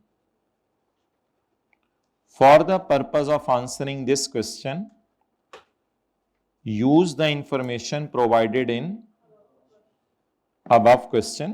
Use the information provided in above question. 4 number का सवाल है बस. The additional information regarding tax rules as follows. Transaction cost on purchase of financial assets is allowed as expense.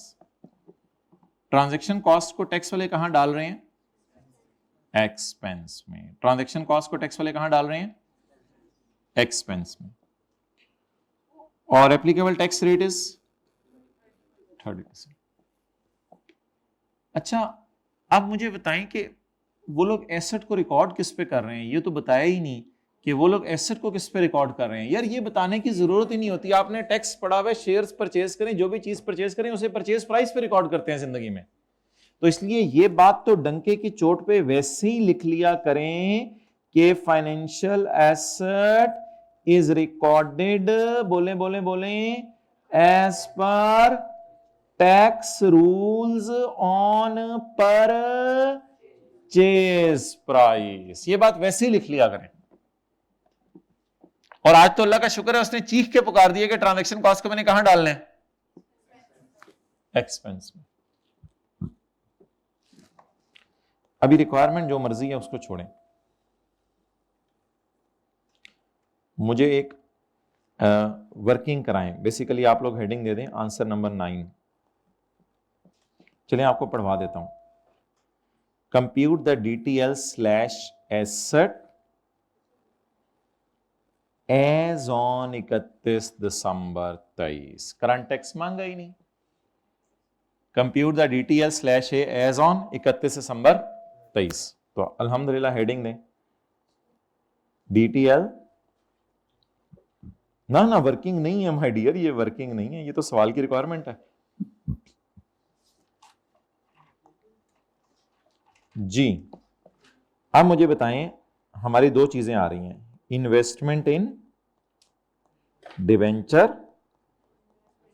और इन्वेस्टमेंट इन शेयर्स।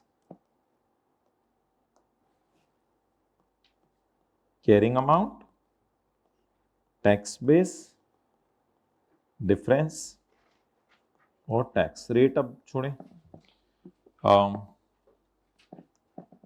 चलें, हाँ ठीक है, रेट अलग से लिख लें।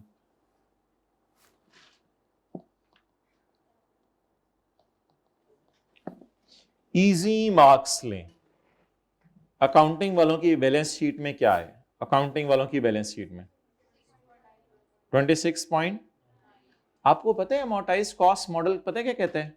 अमोर्टाइज कॉस्ट मॉडल ये कहते हैं कि परचेज प्राइस जमा ट्रांजैक्शन कॉस्ट पे रिकॉर्ड करो, फिर इफेक्टिव रेट ऐड करके कूपन रेट माइनस करके कैरी डाउन ये ले आओ। तो ये मॉडल है। So what will appear in my balance sheet please? 26.9। Relax. मुझे बता दें, इन्वेस्टमेंट इन डिबेंचर्स को अकाउंटिंग वाले तो जिस मर्जी पे रखें, टैक्स वाले किस पे रखते हैं चीजों को? Purchase price. टैक्स वाले किस पे रखते हैं बोले? Purchase.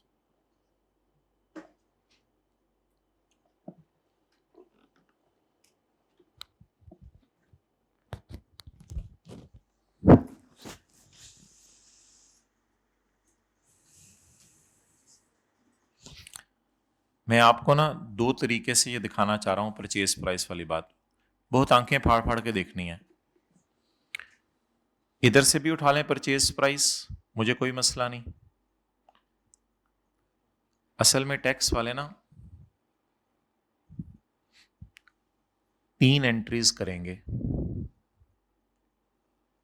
Investment debit cash credit, expense debit cash credit, cash debit interest income credit. उनको नहीं पता होता इफेक्टिव रेट क्या है। ये अकाउंटेंट्स नहीं कोई साइंस निकाली हुई है। टैक्स की क्लास वालों को नहीं पता होता इफेक्टिव रेट क्या है। मैं आपके इस सवाल को करंट टैक्स की तरफ लेके जाने लगा हूं। अगर आप मेरे साथ हैं, जरा अटेंटिवली मेरी बात सुनिएगा। सोचें, टैक्स वाले बिल्कुल लकीर के फकीर हैं और बच्चे से हैं, उनको कुछ नहीं चीजों का पता। वो कहेंगे चीजी खरीदी, परचेज डेबिट कैश क्रेडिट, वही लॉयर को पैसे दे दिए, खर्चा डेबिट कैश क्रेडिट, इंटरेस्ट आया, चलो कैश डेबिट इंटरेस्ट इनकम। आप जरा हाथ खड़े करके बता दें करंट टैक्स में क्या करेंगे? हाथ खड़े करके बताइएगा, हाथ खड़े करके करंट टैक्स में क्या करेंगे? बहुत आसान एडजस्टमेंट है, जल्दी से बता दें। बताएं बताएं, जल्दी नहीं बताना, बताएं। एक्सेलेंट। 3.8 को रिवर्स कर दें, 3.8 को अकाउंटिंग वालों का रिवर्स कर दें और रिकॉर्ड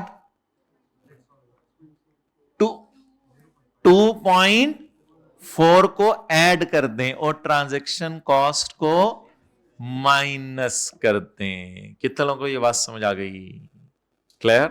मैं दोबारा बताने की कोशिश करता हूं। टैक्स वाले बिल्कुल सीधे सीधे चलेंगे। वो क्या कहेंगे? 25 रुपए की चीजी खरीदी, investment debit cash credit, expense debit cash, तो ये करंट टैक्स में माइनस करना पड़ेगा। अकाउंटिंग वालों ने तो नहीं माइनस किया हुआ, टैक्स वाले कहेंगे माइनस करो। कैश डेबिट इंटरेस्ट इनकम, तो इंटरेस्ट इनकम में थोड़ा सा फटा होगा, लड़ाई होगी। हम कहेंगे ये इंटरेस्ट इनकम है और वो कहेंगे ये इंटरेस्ट इनकम है, इस पे शायद थोड़ा सी लड़ाई हो जाए। तो मैं कोशिश करता हूं अगर आपको करंट टैक्स की वर्किंग आज करवा सकूं और अल्लाह करे आपको समझ आ जाए। बात कुछ भी नहीं है, बिल्कुल आसान सी बात है। टैक्स वाले लकीर के फकीर है, बच्चों वाली बातें कर रहे हैं। डन। फिलहाल सिर्फ डेफर टैक्स की वर्किंग मांगी है उसने, मुझे डेफर टैक्स की वर्किंग करवाएं। मैंने आपको क्या क्या बताया, टैक्स वाले चीजों को किस पे रखते हैं जरा बताएं। बैलेंस शीट में क्या जाएगा टैक्स वालों की? इन्वेस्टमेंट, डेबिट, कैश, क्रेडिट, ये बैलेंस शीट में चला जाएगा, ये एक्सपेंसेस में चला जाएगा, ये इनकम में चला जाएगा। तो बैलेंस शीट में सिर्फ कितना जाएगा? 25। ये याद रहेगी मेरी बात। Investment debit cash credit, expense debit cash debit, interest income credit. बता दें परचेज प्राइस, ये वाली बात जो मैंने लिखवाई थी। Done done done done. चलें आगे, अगले इजी मार्क्स आप खुद ही ले लें। Carry down 12.9।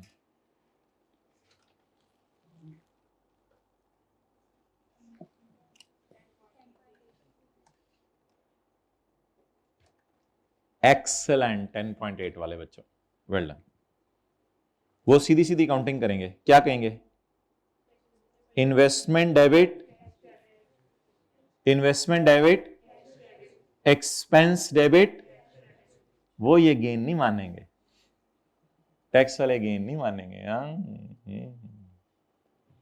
दोबारा बोले, एंट्रीज आप लोग बड़े होते जाने Aahista Aahista. Investment debit, expense debit, बस गेन को वो नहीं मानेंगे, नहीं मानेंगे कि ये गेन आया हमारा, क्योंकि वो गेन्स को मानते ही नहीं। फेयर वैल्यू मॉडल तो टैक्स वाले पसंद ही नहीं करते। जरा सोच के बता दें, इधर कितनी थी परचेज प्राइस और इधर 10.8।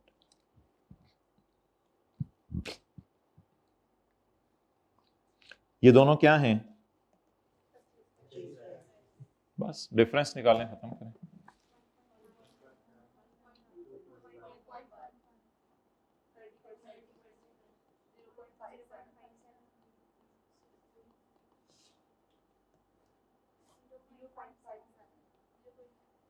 जीरो पॉइंट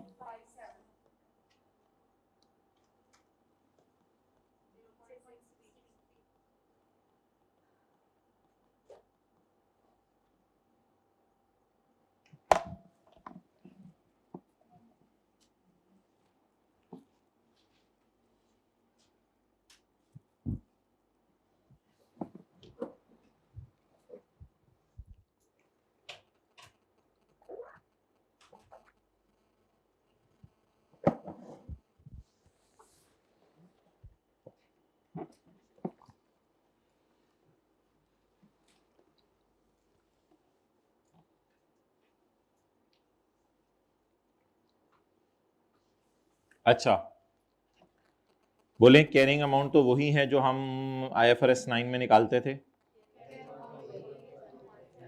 आज पता चला टैक्स बेस तो परचेज प्राइस होती है। टैक्स की क्लास में भी मेरे ख्याल से आप शेयर्स वगैरह खरीदते थे, चीजें खरीदते थे, उनको परचेज प्राइस पे रिकॉर्ड करते थे। परचेज प्राइस होती है। डन।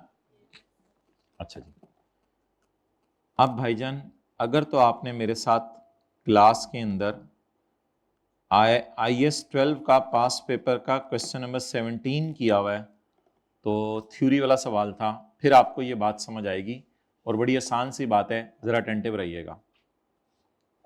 वो छोड़ें सवाल, अभी अगली लाइन पढ़ें। Also state whether the, balance sheet बन चुकी है। Also state whether the corresponding effect should be recorded in P&L or in item presented outside P&L। इसका मैंने आपको एक तरीका बताया था।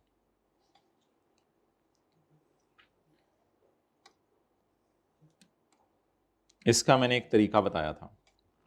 मैंने कहा था फिर अगर ऐसी लाइन पूछ लेना कि ये P&L में जाएगा या P&L से बाहर जाएगा, तो आप लोग एक काम कीजिएगा, आप लोग जो है वो टी काउंट अलग अलग बना के देखिएगा दोनों के।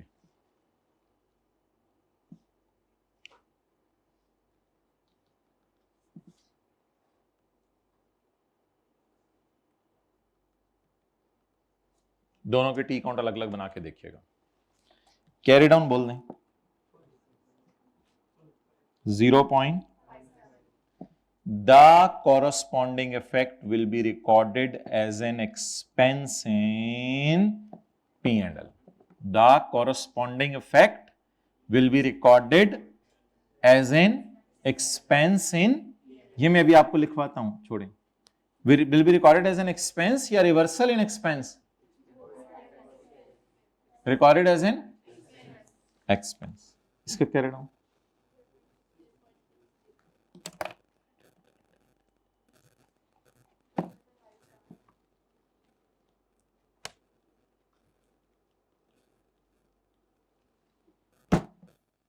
अभी सवाल करके आए IAS 12 का, तो जनरल एंट्री यहां नहीं करनी, यहां नहीं करनी my dear, general entry, general entry इसके साथ करके आनी थी, इसके साथ करके आनी थी जनरल एंट्री।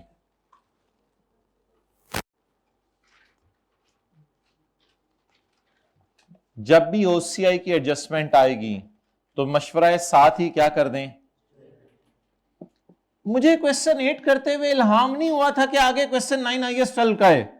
क्वेश्चन 8 में मैंने नहीं जनरल एंट्री की, लेकिन जो क्वेश्चन 9 मैंने खोला तो उसमें क्या दिया हुआ था, टैक्स रेट। तो अभी जो पास पेपर का क्वेश्चन करके आए हो IAS 12 का, वहां भी मैंने जनरल एंट्री की थी, तो अब यहां मुझे जनरल एंट्री करनी पड़ी। जनरल एंट्री बोलें, इन्वेस्टमेंट इन शेयर्स डेबिट 1.8, हिम्मत आगे, फेयर वैल्यू रिजर्व इन 70%, 1.3, और DTL नहीं पूरा लिखवाएं, 1.2654, जाएं करें वर्किंग 2.3, 2.2।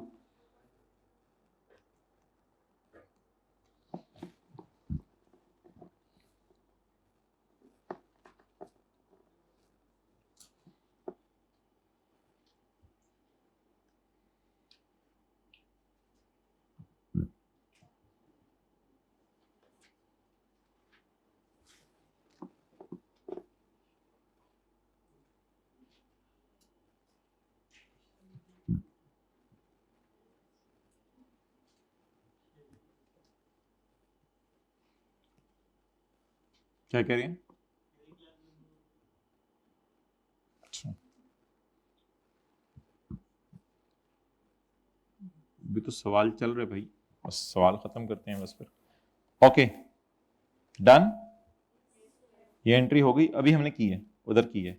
अब DTL अकाउंट में फेंकें कुछ 0 पॉइंट, कहां से, अब निकालें DT बैलेंसिंग 0 पॉइंट,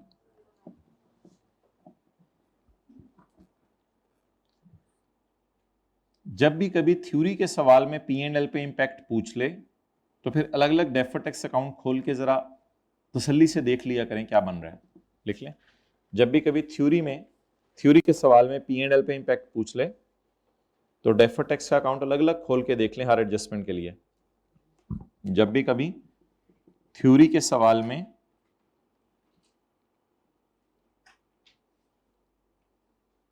P&L पे इफेक्ट पूछ ले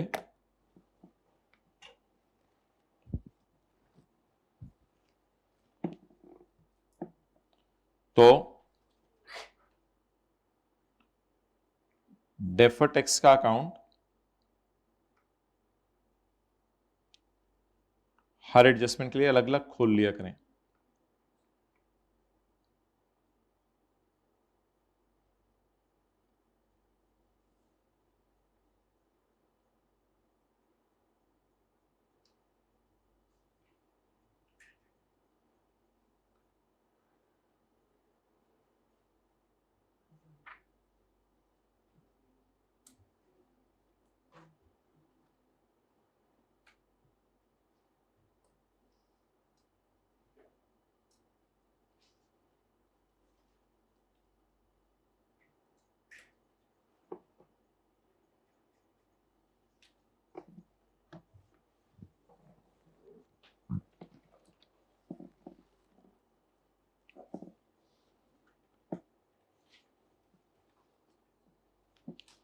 अब आप लोगों ने इंग्लिश लिख के आनी है इसके नीचे, यहां पे जो सवाल की रिक्वायरमेंट, ऑल्सो बताएं whether the corresponding effect should be taken in P&L or should be taken to outside P&L. बड़ी खूबसूरत करके अंग्रेजी लिख के आनी है. The corresponding effect of adjustment of the corresponding effect of investment in debentures ना shall be, किसी को पता है DT P&L में जाता है, DTE वही अभी जो नोट में CT DT लेके जाते हैं तो DT P&L में जाता है ना. The corresponding effect of investment in debenture shall be taken to P&L. The corresponding effect of 0.57 of investment in debenture shall be taken to P&L as an expense. Here the reversal of expense as an expense. ये DTE debit हो रहा है, DTL credit हो रहा है. However, for investment in shares,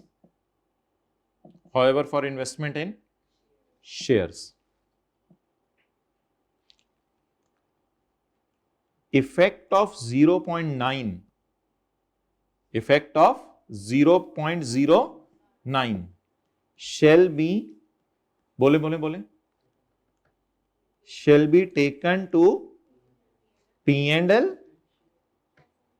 as an expense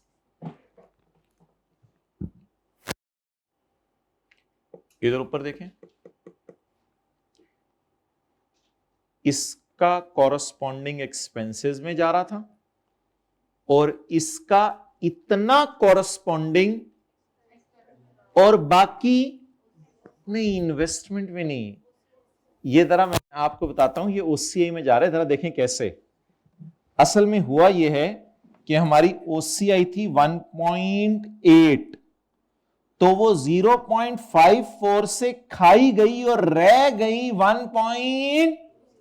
तो इस 0.54 ने असल में OCI को कम कर दिया है. तो एक क्लास में मैंने इस तरह बनवाई थी आपको OCI कि OCI में जाना था 1.8, लेकिन टैक्स की वजह से गया 1.26. तो इसके साथ इन्वेस्टमेंट ना लिखा करें आप लोग, OCI लिखा करें. However, for investment in share, effect of 0.09 shall be taken to P&L as an expense and remaining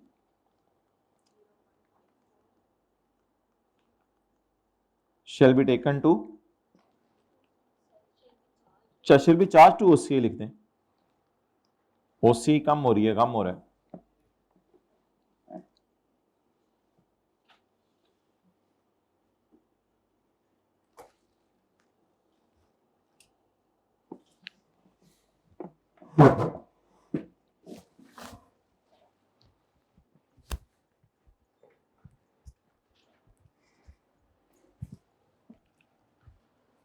इधर देखें,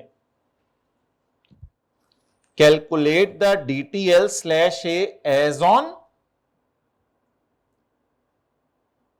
Further also state how this adjustment corresponding effect will be taken to P&L or outside P&L. सब क्या लिख के आएंगे इस सवाल में भी? The ₹67 will be taken as a reversal of expense in P&L.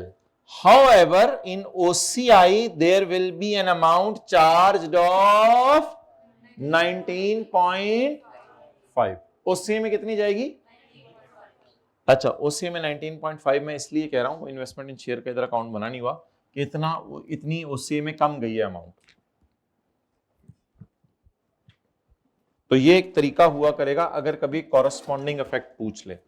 ये थोड़ी अजीब सी बात थी, ये एक तरीका हुआ करेगा. लेकिन मोहतरम, प्लीज प्लीज प्लीज खुदा के लिए इस सवाल की करंट टैक्स की वर्किंग भी मुझे करवा दें ताकि मैं इस एडजस्टमेंट को क्लोज कर दूं फॉर एवर। करंट टैक्स की वर्किंग भी करवा दें ताकि कोई रिवीजन इंशाल्लाह आखिरी दिनों में इसकी कर लें। करंट टैक्स पीबीटी,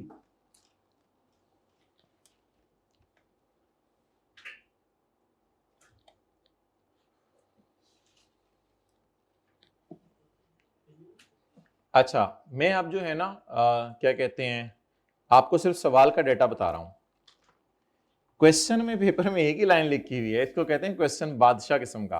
क्वेश्चन ने कहा हुआ है the transaction cost will be expensed, बस सवाल ने ये लिखा हुआ है। बाकी मैंने आपको बताया है कि टैक्स वाले इसको कैपिटलाइज करते हैं।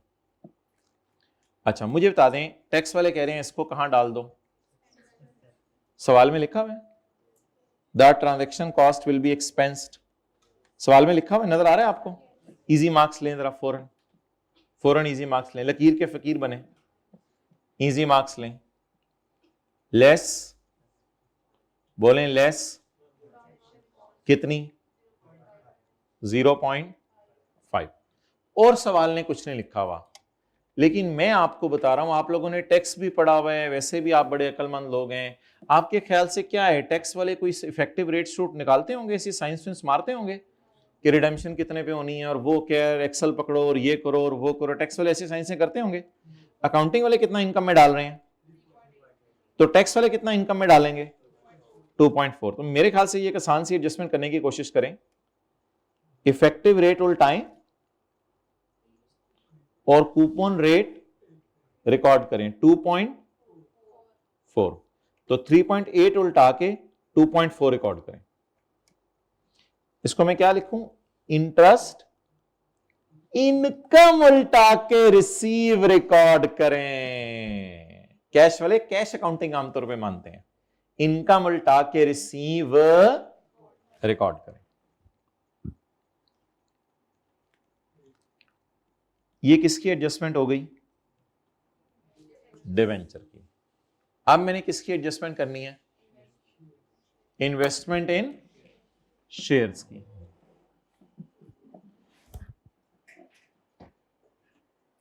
इन्वेस्टमेंट इन शेयर्स की एडजस्टमेंट में थोड़ी देर पहले मैंने आपको बताया था करंट टैक्स में कुछ नहीं जाना, अभी बताया था, अभी इस सवाल में देखा था आपने, करंट टैक्स में कुछ नहीं जाना। वजह आप लोग सारे बताएं, गेन कहां गया है, तो इसलिए कुछ नहीं जाना। लेकिन ट्रांजैक्शन कॉस्ट है ना इस सवाल में, IAS 12 के सवाल में ट्रांजैक्शन कॉस्ट नहीं थी, इस सवाल में क्या है? ट्रांजैक्शन कॉस्ट है। अब जरा आप टैक्स वालों की नजर में पढ़ें, टैक्स वाले क्या कहते हैं? द टैक्स अथॉरिटी से that transaction cost will be expensed. Accounting वाले नहीं लेके जा रहे, वो कैपिटलाइज करें। टैक्स वाले क्या कह रहे हैं? कोई सजेशन दे दें इजी से मार्क्स लेने के लिए, फिर मैं आगे चलता हूं। इसको क्या कर दें? माइनस कर दें। ट्रांजैक्शन कॉस्ट कितना? 0.3। ये एडजस्टमेंट किसकी हो रही है? शेयर्स की। डन, बस रिलैक्स। तो पिछले सवाल में मैं वो आने लगा हूं, एक चीज रहती है मैं कहता हूं। डन, हो गया खत्म। अच्छा आखिरी चीज, बाकी ना ये तो OCI मॉडल है, तो गेन OCI में गया हुआ है। किसी को याद है कि P&L में क्या क्या जाता था OCI मॉडल में? या पहली क्लास ली थी IFRS 9 की?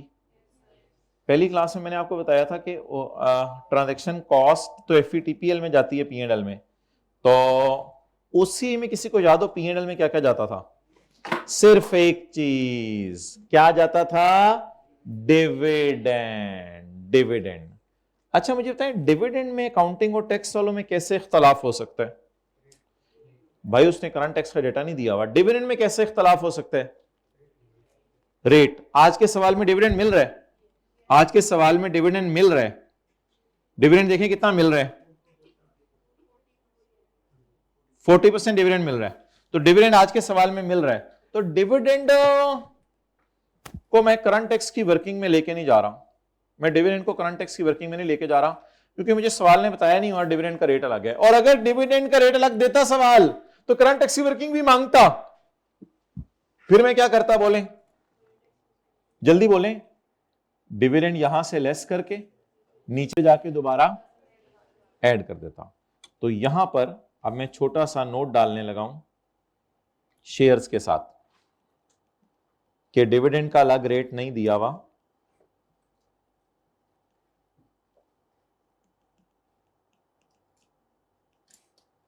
तो मैंने करंट टैक्स में कुछ नहीं किया।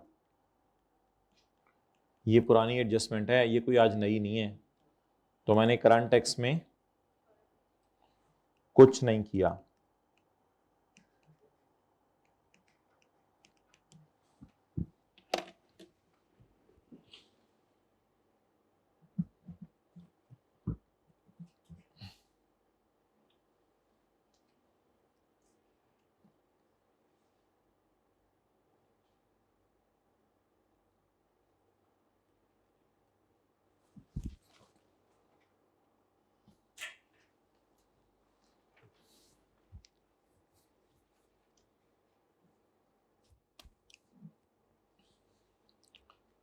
अच्छा भाई,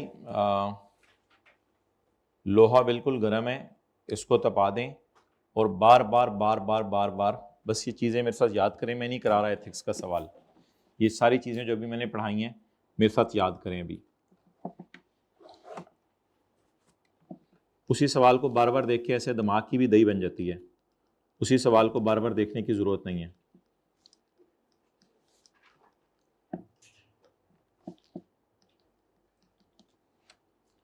ये इन्वेस्टमेंट इन डिबेंचर है, ठीक है जी।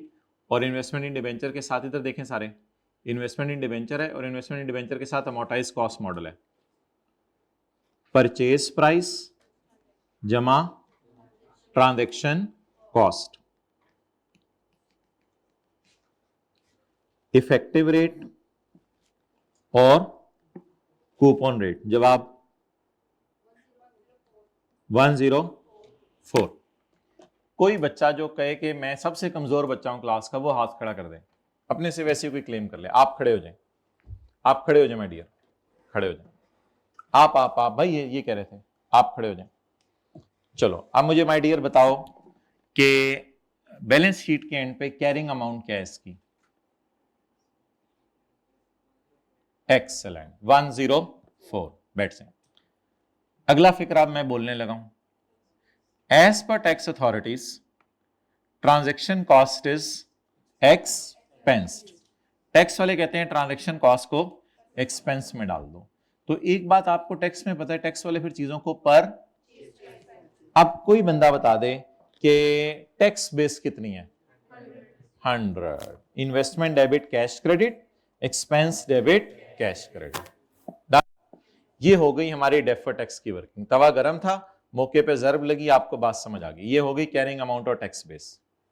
अगली बात और आखिरी बात मेरी इस एडजस्टमेंट से related, while calculating the current tax, accounting वाले तो ट्रांजैक्शन कॉस्ट क्या कर दी है, कैपिटलाइज। अभी मैंने भाई को एक फिक्रा बोला, ट्रांजैक्शन कॉस्ट विल बी एक्सपेंस्ड। अब मुझे करंट टैक्स की वर्किंग पूरी करवा दें। इंटरेस्ट के बारे में मैंने नहीं बताया, लेकिन आमतौर पे टैक्स वाले इंटरेस्ट जितना मिलेगा उसी को इनकम में डालेंगे। बताएं जी, 9 को माइनस कर दें क्योंकि ये अकाउंटिंग वालों ने इनकम में डाल दिया है, और 7 को ऐड कर दें। And transaction cost will be expensed out. ये तवा गरम था, बात सही लग गई, सबको समझ आ गई।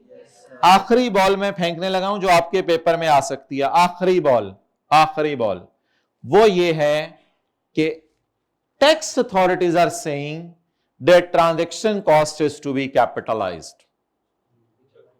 टैक्स अथॉरिटी वाले कह रहे हैं ट्रांजैक्शन कॉस्ट को हमने भी कैपिटलाइज करना है, हमने भी capitalize. Relax now, relax relax. Carrying amount 104, tax base 102। Current tax की वर्किंग में क्या करेंगे, उल्टाएंगे 9 को और रिकॉर्ड करेंगे 7 को, क्योंकि ट्रांजैक्शन कॉस्ट तो वो ठीक है ना, अब रिकॉर्ड करेंगे। ट्रांजैक्शन कॉस्ट हम माइनस नहीं करेंगे, क्यों नहीं माइनस करेंगे। तो मैं ये कह रहा था शुरू में क्लास में, वो जो फिक्रा सुबह सुबह मैंने आपको लिखवाया था तकरीबन आफ्टरनून में, कि आम तौर पे टैक्स वाले तो एसेट्स को किस पे रिकॉर्ड करते हैं, परचेज प्राइस पे, परचेज प्राइस पे। और अगली बात ये कि इधर अगर मैं आऊं, कौन सा मॉडल होने लगे, investment in shares, FET OCI। ठीक है जी, मैंने शेयर परचेज किए